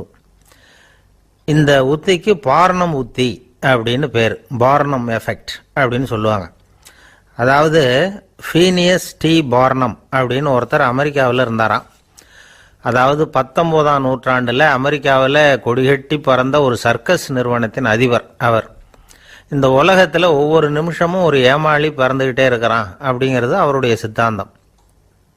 ஒவ்வொருத்தரையும் திருப்திப்படுத்துகிற அளவுக்கு அம்சங்களை கொஞ்சம் கொஞ்சமாக கலந்து கேளிக்கை நிகழ்ச்சிகளை நடத்தினது தான் அவருடைய மகத்தான வெற்றிக்கு காரணம். அதனால் அந்த உத்தியை யார் கடைப்பிடிச்சாலும் சரி, அதுக்கு பார்னம் உத்தி அப்படின்னு பேர் வந்துட்டுது. ஜோசியம் சொல்கிறவங்களுக்கும் இந்த உத்தி தான் கை கொடுக்குது. ஒரு விஷயத்தை ஒருத்தருடைய கோள் நிலைகள் அல்லது கையெழுத்து நிரூபிக்கிறதாக அவர்கிட்ட சொன்னால் அதை அவர் நம்பிவிடுவார். ஆனால் அந்த விஷயம் நல்லதாக இருக்கணும், நேர்மையானதாக இருக்கணும், அதாவது பாசிட்டிவாக இருக்கணும். 8ஆம் இடத்துல குரு, 9ஆம் இடத்துல சனி, நீங்கள் ஒரு பெரிய மேதை தான் அப்படின்னு சொல்லுவாங்க. கேட்குறவங்களுக்கு அதை மறுக்கிறதுக்கு மனசு வராது. அப்படி சொல்லும் பொழுது கூடவே என்ன கொஞ்சம் முன்கோபம் அதிகமாக இருக்கும், இருந்தாலும் அது உடனே மறைஞ்சிரும் அப்படின்னு சில அற்ப விஷயங்களையும் சொன்னாலும் அதையும் சரிதான்னு சொல்லி ஒத்துக்குவாங்க.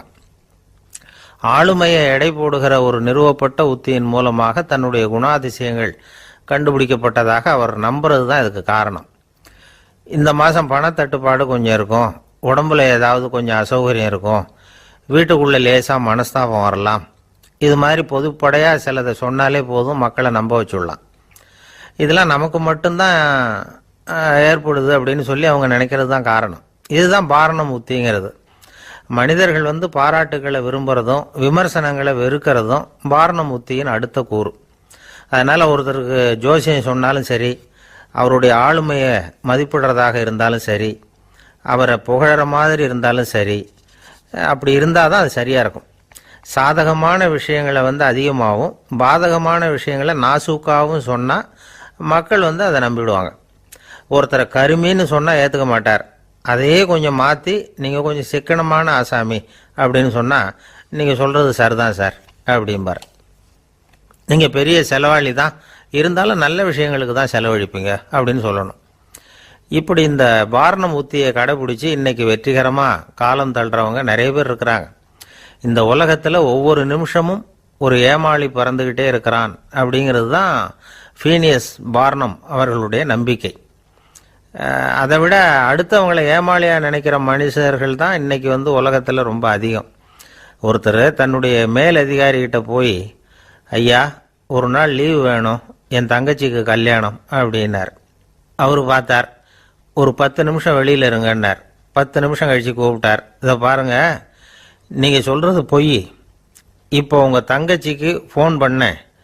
அவங்க தனக்கு 2 வருஷத்துக்கு முன்னாடியே கல்யாணம் ஆகிட்டதாக சொல்கிறாங்க அப்படின்னார். உடனே இவர் சொன்னார், சார் இப்போ நீங்கள் சொல்கிறதும் பொய்யா தான் இருக்கணும்.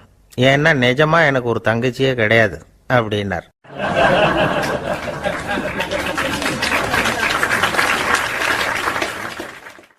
ஒரு நாள் காலை நேரம் ஒரு குரு படுக்கையை விட்டு எழுந்திருக்கிறார். உடனே சீடர்களை பார்த்து எல்லாரும் இப்படி வாங்கங்கிறார். எல்லாரும் வர்றாங்க வேகமாக. என்னங்க வேணும் உங்களுக்கு அப்படிங்கிற மாதிரி எல்லாரும் குருவை பார்த்தாங்க பயபக்தியோட.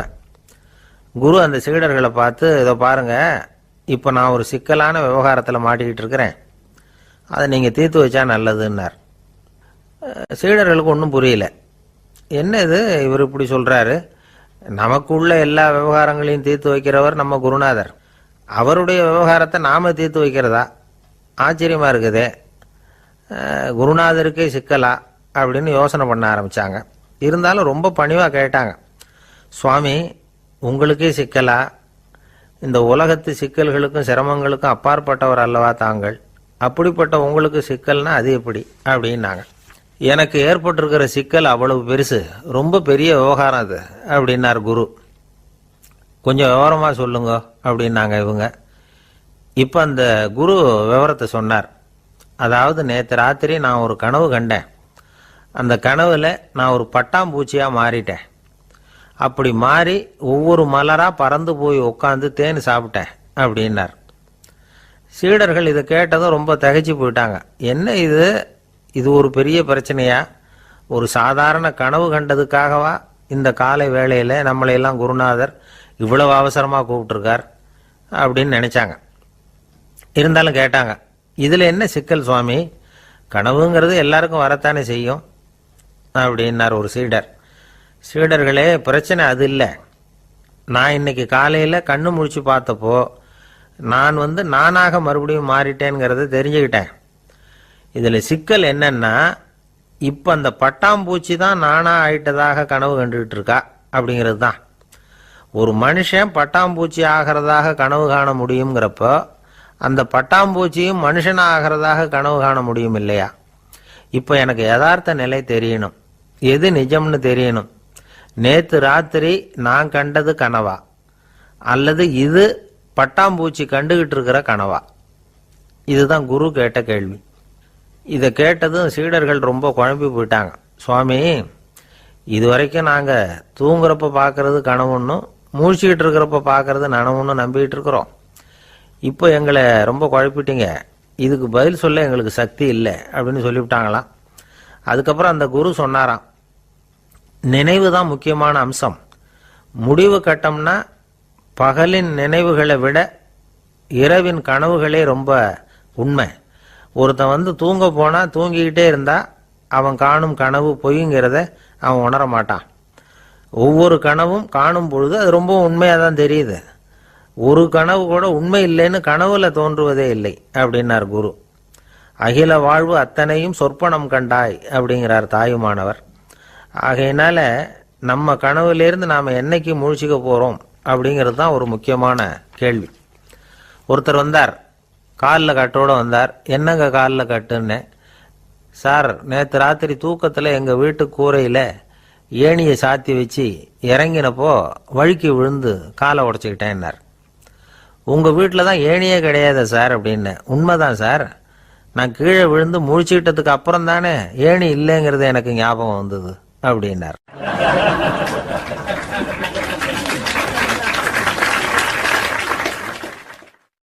சில பேர் ஆளை பார்த்தா 60 வயசு மாதிரி தோணும். உண்மையான வயசு என்னன்னு பார்த்தா 40 அல்லது 45 சில பேரை பார்க்கறதுக்கு 45 மாதிரி தெரியும், உண்மையிலேயே 65 தாண்டி இருப்பாங்க.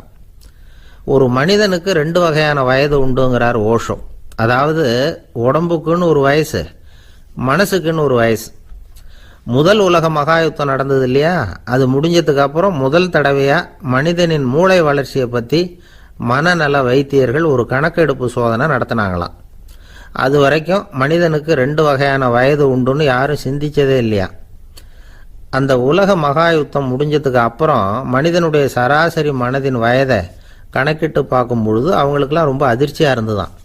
ஏன்னா அது ரொம்ப பின்தங்கிய நிலையில் இருந்திருக்கு, வளர்ச்சி அடையாத நிலையில் இருந்திருக்கு. அவங்க கண்டுபிடிச்ச பிரகாரம் அப்போ மனசோட சராசரி வயசு என்ன தெரியுமா? 14. அப்படின்னா பார்த்துங்க, உடல் ரீதியாக ஒருத்தரோட வயசு 70 கூட இருக்கலாம், ஆனால் மனசோட வயசு 14 தான். இதுக்கு நேர்மாறாக அமைஞ்சு போச்சுன்னு வச்சுங்க. அதாவது ஒருத்தருக்கு உண்மையிலேயே 14 வயசு, அதாவது உடலோட வயசு 14, அவரோட மனசின் வயசு 70ன்னு வச்சுக்கோங்க. இப்படி அமைஞ்சுட்டுதுன்னா அவர் சீக்கிரம் ஞானத்தன்மை அடைஞ்சிருவார் அப்படின்னு அர்த்தம். இப்போ நமக்கெல்லாம் உடம்போட வயசு மனசோட வயசு ரெண்டும் ஒன்றா இருந்துட்டா அதுவே போதும், அதுவே பெரிய விஷயம். இப்போ எமர்சன் கிட்ட போய் ஒருத்தர் கேட்டாராம், உங்கள் வயசு என்ன அப்படின்னு. அவர் உடனே பதில் சொல்லியிருக்கார், 360 வருஷம் அப்படின்னாராம். கேட்டவர் குழம்பி போயிட்டார். அவர் என்ன சொல்கிறாரு, 360 வயசா? என்ன நம்ம காதில் தான் சரியாக விழலையா? எமர்சன் எப்பவும் உண்மையை பேசுகிற ஒரு சிறந்த அறிவாளி, அவர் இப்படிலாம் பொய் சொல்ல மாட்டாரே அப்படின்னு ஒரு யோசனை பண்ணிக்கிட்டே இவர் மறுபடியும் அவர் கிட்ட போனாராம். ஐயா, நீங்கள் சொன்னது சரியாக என் காதில் விழலை, அதனால் மறுபடியும் கேட்குறேன், உங்கள் வயசு என்ன அப்படின்னாராம். எமர்சன் மறுபடியும் சொல்லியிருக்கிறார் 360 வருஷம்னு. வந்தவருக்கு உண்மையிலேயே அதிர்ச்சியாக போட்டுது. அதுக்கப்புறம் மெதுவாக ஆரம்பித்தாராம், ஐயா நீங்கள் சொல்கிறத என்னால் ஏற்றுக்க முடியாது, எப்படி பார்த்தாலும் இப்போ உங்களுக்கு வயசு ஒரு 60க்கு மேலே இருக்காதுன்னு நினைக்கிறேன் அப்படின்னாராம். நீங்கள் சொல்கிறது சரிதான், அது என் உடம்போட வயசுன்னாராம் எமர்சன். அப்படின்னா ஏற்கனவே நீங்கள் சொன்னது அப்படின்னு கேட்டிருக்கார், அது என் மனசோட வயசு அப்படின்னாராம். நம்மளை பொறுத்த வரைக்கும் அறிவு தூசு படிஞ்சிருக்கு, அது மாதிரியே அன்பும் மாசுபட்டிருக்கு. இது ரெண்டையும் சுத்தம் பண்ண வேண்டியிருக்குது, அப்போ தான் நாம் சரியான வயசில் வாழ முடியும். ஒரு ஆசாமி இருக்கிறார், அவருக்கு உடம்போட வயசு அதிகம், மனசோட வயசு ரொம்ப குறைச்சல், குழந்த மாதிரி. அவர் ஒரு ஆஸ்பத்திரியில் படுத்திருக்கிறார். நர்சம்மா எல்லாருக்கும் மருந்து கொடுத்துட்டு போகிறாங்க. கொஞ்ச நேரம் கழித்து திரும்பி வந்தாங்க. அப்போ இவர் அந்த அம்மாவை கூப்பிட்டு சொல்கிறார், இதை பாருங்கள் சிஸ்டர், நீங்கள் எல்லாருக்கும் சின்ன சின்ன மாத்திரையாக கொடுத்துட்டு எனக்கு மட்டும் நீளமான மாத்திரையாக கொடுத்துட்டீங்க, முழுங்கிறதுக்கு ரொம்ப கஷ்டமாக போச்சு, இனிமேல் எனக்கும் சின்ன மாத்திரையாக கொடுங்க சிஸ்டர் அப்படின்னாராம். அந்த அம்மா உடனே அதிர்ச்சி ஆகி தலையில் அடிச்சுக்கிட்டாங்களாம். நான் கஷ்டப்பட்டு மாத்திரையை முழுங்கினத்துக்கு நீங்கள் ஏமா தலையில் தட்டிக்கிறீங்க அப்படின்னு கேட்டிருக்காரு இவர். இதுக்கு அவங்க சொல்லியிருக்கிறாங்க, நான் உங்களுக்கு கொடுத்துட்டு போனது மாத்திரை இல்லைங்க, அது தெர்மாமீட்டர் அப்படின்னாங்களாம்.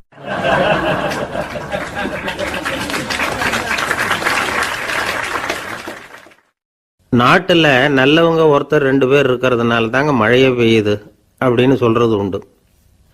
நல்லார் ஒருவர் உளரேல் அவர் பொருட்டு எல்லாருக்கும் பெய்யும் மழை. சில சமயம் ரொம்ப பேர் திடீர்னு நல்லவங்களா ஆயிடுவாங்க போல இருக்கு, அதனால தான் விடாம பேய் மழையா கொட்டி தீர்த்துடுது. எல்லாரும் நல்லவங்களாயிட்டா உலகமே தாங்காது போல இருக்க. அப்பப்போ ஒருத்தர் 2 பேர் நல்லவங்களாகணும், அப்போதான் சீரா மழை பெய்யும்.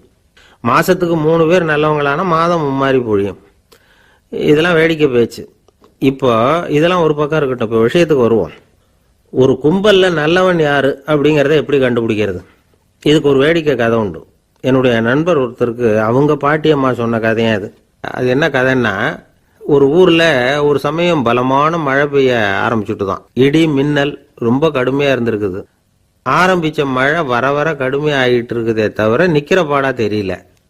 ஊர் ஜனங்கள்லாம் பார்த்தாங்க, இதுக்கு மேலேயும் வீட்டு உள்ள இருந்தா ஆபத்துங்கிறத புரிஞ்சுக்கிட்டாங்க. ஏன்னா வீடெல்லாம் இடிஞ்சு விழுந்துருமோங்கிற பயம். உடனே எல்லாரும் புறப்பட்டு ஊருக்கு பொதுவா இருந்த ஒரு மண்டபத்துல போய் தங்கிக்கிட்டாங்க. மின்னல் கடுமையா இருந்தது, இடி எந்த நேரத்திலையும் விழலாம்ங்கிற நிலைமை, எப்போ விழலாம்னு பார்த்துக்கிட்டு இருக்குது. அந்த மண்டபத்தில் இருந்த ஜனங்கள் மனசுக்குள்ள ஒரு பயம், நம்ம கூட்டத்தில் யாராவது ஒரு கெட்டவன் பாவம் பண்ணவன் இருந்தா கூட இடி இந்த மண்டபத்தில் விழுந்துரும், அது எல்லாருக்கும் ஆபத்து அப்படின்னு நினைச்சாங்க. சரி, இதுக்கு என்ன பண்ணலாம் அப்படின்னு யோசனை பண்ணாங்க. அந்த கூட்டத்தில் ஒரு பெரியவர் இருந்தார். அவரு ஒரு யோசனை சொன்னார். இதை பாருங்க, அதுக்கு ஒரு வழி இருக்கு. அதோ எதிர்த்தாப்புல கொஞ்சம் தூரத்தில் ஒரு உயரமா மரம் ஒன்று இருக்கு பாருங்க. பொதுவா இடி சுலபமா விழறது அது மாதிரி உயரமான மரத்துல தான். நம்ம கூட்டத்தில் இருக்கிறவங்க எல்லாரும் ஒவ்வொருத்தரா போய் அந்த மரத்தை தொட்டு விட்டு திரும்பி வந்துடணும். நம்மள பாவம் பண்ணவன் யாரோ அவன் அந்த மரத்தை தொடுற சமயத்துல இடி விழுந்துரும், அவன் மட்டும் போயிடுவான், மண்டபத்தில் இருக்கிற நாமெல்லாம் பொழைச்சிக்கலாம் அப்படின்னு ஐடியா கொடுத்தாரு அந்த பெரியவர். இது நல்ல யோசனையா பட்டது. எல்லாரும் ஒத்துக்கிட்டாங்க. ஒவ்வொருத்தரா போய் அந்த மரத்தை தொட்டு விட்டு திரும்பி வந்தாங்க. இடி எதுவும் விழல. இன்னமும் பாவம் பண்ண ஆசாமி அதை போய் தொடலை போல இருக்கு அப்படின்னு நினைச்சுக்கிட்டாங்க. ஒவ்வொருத்தரா போறாங்க, எல்லாரும் போய் தொட்டுவிட்டு வந்தாச்சு. இன்னும் ஒரே ஒரு ஆசாமி தான் பாக்கி. கடைசியா இருந்த அந்த ஆள் பயந்துட்டான். இது வரைக்கும் இடி விழலைன்னா இப்ப என்ன அர்த்தம்? இப்ப நாம தான் பாக்கி, நாம தான் தப்பு பண்ண ஆள் போல இருக்கு அப்படின்னு நினைச்சுட்டான். அதனால துணிச்சலா போய் தொடுறதுக்கு பயந்தான், தயங்கிக்கிட்டே இருந்தான். இருந்தாலும் மற்றவங்க எல்லாம் சும்மா இருப்பாங்களா? கட்டாயப்படுத்தி கழுத்தை பிடிச்சி தள்ளாத குறையா அவனை தள்ளி விட்டாங்க, போய் தொட்டுட்டு வாடான்னு. அவன் நடுங்கிட்டே போய் அந்த மரத்தை தொட்டான். அதே வினாடி ஒரு பயங்கரமான மின்னல் இடி விழுந்துட்டுது. எங்க விழுந்தது தெரியுமா? அந்த ஆள் மேல இல்ல, மண்டபத்துல விழுந்தது. மண்டபத்துல இருந்தவங்க பூரா காலி. அந்த ஒரு ஆள் மட்டும் பொழைச்சிக்கிட்டான். இந்த ஒரு ஆளை காப்பாத்துறதுக்காக தான் இடி வந்து மண்டபத்துல விழாம இருந்திருக்குது. இதுதான் கதை. அதனால நல்லவங்க எப்படியும் தப்பிச்சுக்குவாங்க அப்படிங்கிறது ஒரு நீதி. ஒருத்தன் அப்படிதான் தெருவில் நடந்து போய்கிட்டு இருந்தான், ரொம்ப நல்லவன். எதிரில் ஒருத்தன் சைக்கிளில் வந்துகிட்டு இருந்தான். அதுல மோதி இவன் கீழே விழுந்துட்டான். சைக்கிள்காரன் உடனே இறங்கி இவனை தூக்கி விட்டான். இவன் எழுந்திரிச்சு அவனை முறைச்சி பார்த்தான். அப்படி பார்க்காதீங்க சார், நீங்க ரொம்ப புண்ணியம் பண்ணியிருக்கீங்க, அதுதான் இப்போ வந்து சைக்கிளில் மோதிக்கிட்டீங்க அப்படின்றான். என்ன அப்படி சொல்றேன் நான்? இவன் 10 நிமிஷத்துக்கு முன்னாடி நான் லாரி ஓட்டிட்டு வந்தேன், அப்போ நீங்க எதிரில் வந்திருந்தீங்கன்னா என்ன ஆயிருக்கும் அப்படின்னானா அவன்.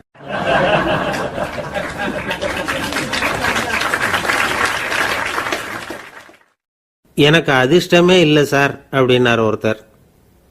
ஏன் அப்படி சொல்றீங்கன்னு கேட்டோம். வியாபாரம் பண்ணலாம்னு ஒரு கடை வச்சேன், வேண்டியப்பட்டவங்க கூட என் கடையில் வந்து எதுவும் வாங்க மாட்டேங்கிறான், எல்லாரும் அடுத்த கடைக்கு தான் போறான் அப்படின்னு சொல்லி ரொம்ப அழுத்துக்கிட்டார். இதுக்கு போய் அதிர்ஷ்டம் இல்லைன்னு சொல்லாதீங்க, வாடிக்கையாளர்களை வந்து கவர்றது எப்படிங்கிறது உங்களுக்கு தெரியல, அதுதான் குறை அப்படின்னும். சார் உங்களுக்கு தெரிஞ்ச அந்த ரகசியத்தை எனக்கும் கொஞ்சம் சொல்லி கொடுங்களேன் அப்படின்னார்.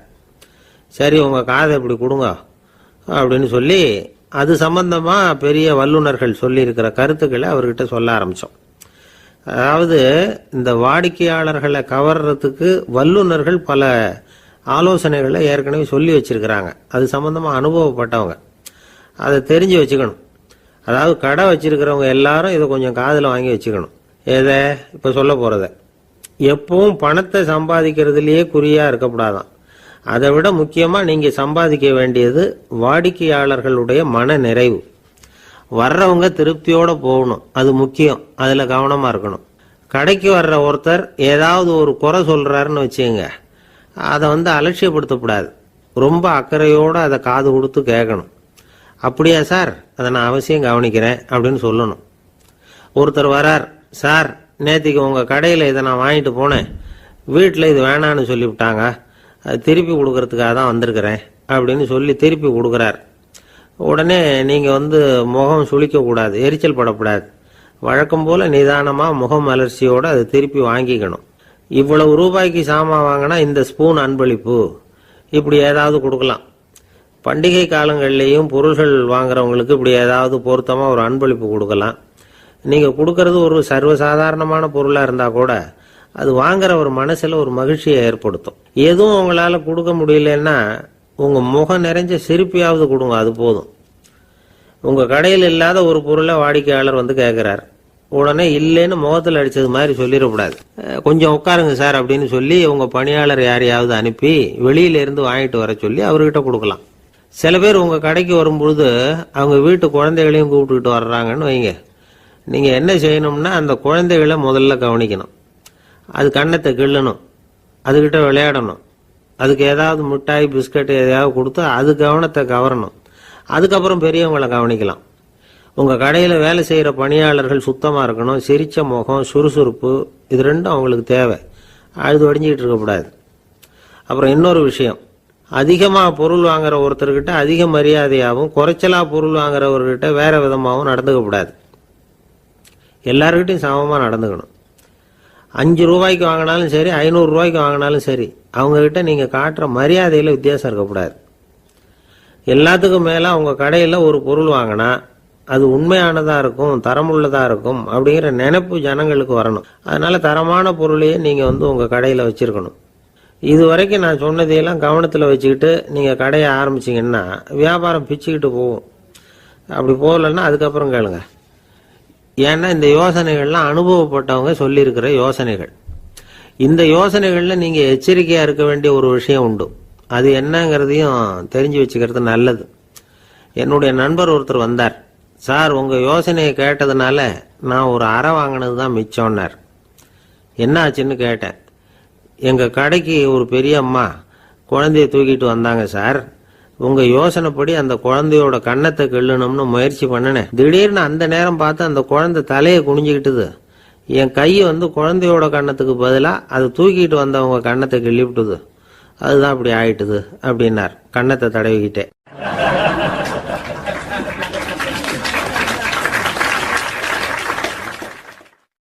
ஒரு நாள் ஒரு 10-15 பள்ளிக்கூடத்து பிள்ளைங்க தேடிட்டு வந்தாங்க. உங்களை பார்த்துட்டு தான் போகணும், அதுக்காக தான் வந்திருக்கோம்னாங்க. என்ன விஷயம்னு கேட்டோம். நாங்கள்லாம் கூடி ஒரு முடிவு பண்ணியிருக்கிறோம், அதை உங்ககிட்ட சொல்லணும் அப்படின்னாங்க. அதுவும் ஒரு வாண்டு பையன் அதை சொன்னான். என்ன முடிவு அது அப்படின்னு கேட்டோம் ரொம்ப ஆர்வமாக. அதை இப்போ சொல்ல மாட்டோம், எங்களுக்கு பிடிக்கிற மாதிரி ஏதாவது ஒரு தகவல் சொன்னால் அதுக்கப்புறம் நாங்கள் அதை சொல்கிறோம் அப்படின்னா அந்த வாண்டு பையன். சரி, சின்ன பையன்கிட்ட இன்னைக்கு வசமாக மாட்டிக்கிட்டோம் அப்படின்னு நினச்சிக்கிட்டு அவங்களுக்கு தகுந்த மாதிரி ஒரு கதை சொல்ல ஆரம்பித்தோம். அது என்ன கதைன்னா, ஒரு பெரிய காடு, அதில் பலவிதமான மிருகங்கள். அந்த காட்டுக்கு ஒரு சிங்கம் தான் ராஜா. எப்பவும் காட்டுக்கு அது தானே ராஜா. ஒரு பெரிய யானைக்கு இது பொறுக்கலை. என்ன இது, எப்போ பார்த்தாலும் இங்கே சிங்கத்துக்கே ராஜா பதவி கிடைக்குது, நான்லாம் எவ்வளவு பலசாலியாக இருக்கிறேன், அப்படி இருந்தும் எனக்கு அந்த பதவி கிடைக்கலையே அப்படின்னு தனக்குள்ளே பொறுமிக்கிட்டே இருந்தது. ராஜா பதவியை நினச்சி ரொம்ப ஏக்கம், அதுக்கு பதவி மோகம். இந்த சமயம் பார்த்து ஒரு குள்ள நரி கூட்டம் அதை தேடிட்டு வந்தது.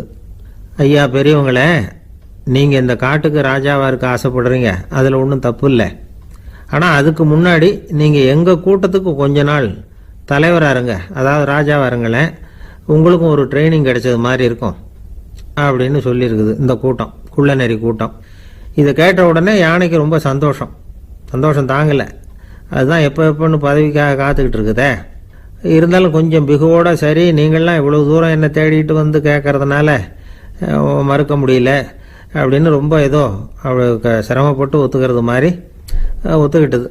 ஏதோ உங்கள் ஆசைக்கு கட்டுப்படுறேன், கொஞ்ச நாள் உங்கள் கூட்டத்துக்கு ராஜாவாக இருக்கிறதுக்கு சம்மதிக்கிறேன் அப்படின்னுது. உடனே அந்த யானை ராஜ நட போட ஆரம்பிச்சிட்டுது. யானை சாதாரணமாக நடந்தாவே எப்படி இருக்குங்கிறது நமக்கு தெரியும். அதுவே ராஜ நடந்தால் எப்படி இருக்கும் கற்பனை பண்ணி பாருங்கள். யானை முன்னாடி கம்பீரமாக போய்கிட்டு இருக்குது, தலைவர் இல்லையா, அதனால் குள்ள நரிகள்லாம் ரொம்ப அடக்கமாக அது பின்னாடி அணிவகுத்து போயிட்டு இருக்குது. ராஜா வாழ்க, மன்னர் வாழ்க அப்படின்னு கோஷம் வேற. யானைக்கு தலைகால புரியல, அவ்வளவு சந்தோஷம். அந்த யானைக்கு செருக்கு, ஆணவம் எல்லாம் ஏற்பட்டு போச்சு. அதுக்கப்புறம் அது தரையை பார்க்குமா, நிமிர்ந்து நடக்க ஆரம்பிச்சுட்டுது. தரையை பார்க்குறதே இல்லை. அப்படி போயிட்டு இருக்கிறப்போ ஒரு சதுப்பு நிலத்தில் திடீர்னு காலை வச்சுட்டுது. அவ்வளவுதான், கால் உள்ளே போட்டுது. இன்னொரு காலை எடுத்து வச்சுது, அதுவும் உள்ளே போட்டுது. அந்த 2 காலையும் எடுக்கிறதுக்காக அடுத்த 2 காலையும் அழுத்திச்சு, அதுவும் உள்ளே போக ஆரம்பிச்சுட்டுது. இப்போ 4 காலம் வசமாக சேத்துல அழுந்தி போச்சு, எடுக்க முடியல. குள்ள நரிகள்லாம் அதை சுற்றி வந்தது. சிலது சுற்றி நின்று டான்ஸ் ஆட ஆரம்பிச்சுட்டுது யானையை பார்த்துட்டு. இதை யானை பார்த்தது. என்ன இது, தலைவர் நான் தவிச்சுக்கிட்டு இருக்கிறேன், தொண்டர்கள்லாம் சுற்றி நின்று வேடிக்கை பார்த்துக்கிட்டு இருக்கிறீங்க, டான்ஸ் ஆடுறீங்க அப்படின்னு கேட்டுதான். தொண்டர்களே, தலைவர் நான் தவிச்சுக்கிட்டு இருக்கிறது உங்களுக்கு தெரியலையா? இப்போ உடனே உங்கள் தலைவரை காப்பாற்ற வேண்டியது உங்கள் கடமை இல்லையா அப்படின்னு கத்துச்சான் அந்த யானை. குள்ள நரிகளில் ஒன்று முன்னாடி நின்று அந்த யானையை பார்த்து தான், தலைவரே எங்களுக்கு ரொம்ப நாளாக ஒரு ஆசை, அந்த ஆசையை நிறைவேற்றிக்கிறதுக்காகத்தான் உங்களை எங்கள் தலைவராக ஏற்றுக்கிறோம்னு சொன்னோம் அப்படின்னு தான். என்ன ஆசைன்னு கேட்டிருக்கு யானை. யானை கறி சாப்பிட்டு பார்க்கணுங்கிறது எங்களுக்கு ரொம்ப நாளாக ஆசை, அது இன்னைக்கு தான் நிறைவேற போகுது அப்படின்னு தான் அந்த நரி. இதை கேட்ட உடனே அந்த யானை அப்படியே மூர்ச்சி ஆகிட்டு தான். நரிகள்லாம் அது மேலே ஏறி குதற ஆரம்பிச்சுட்டு தான். பதவி மேலே இருந்த பேராசை அந்த பலசாலியான யானையையே மாட்டி விட்டுட்டுது பார்த்தீங்களா அப்படின்னு சொல்லி முடித்தோம் இந்த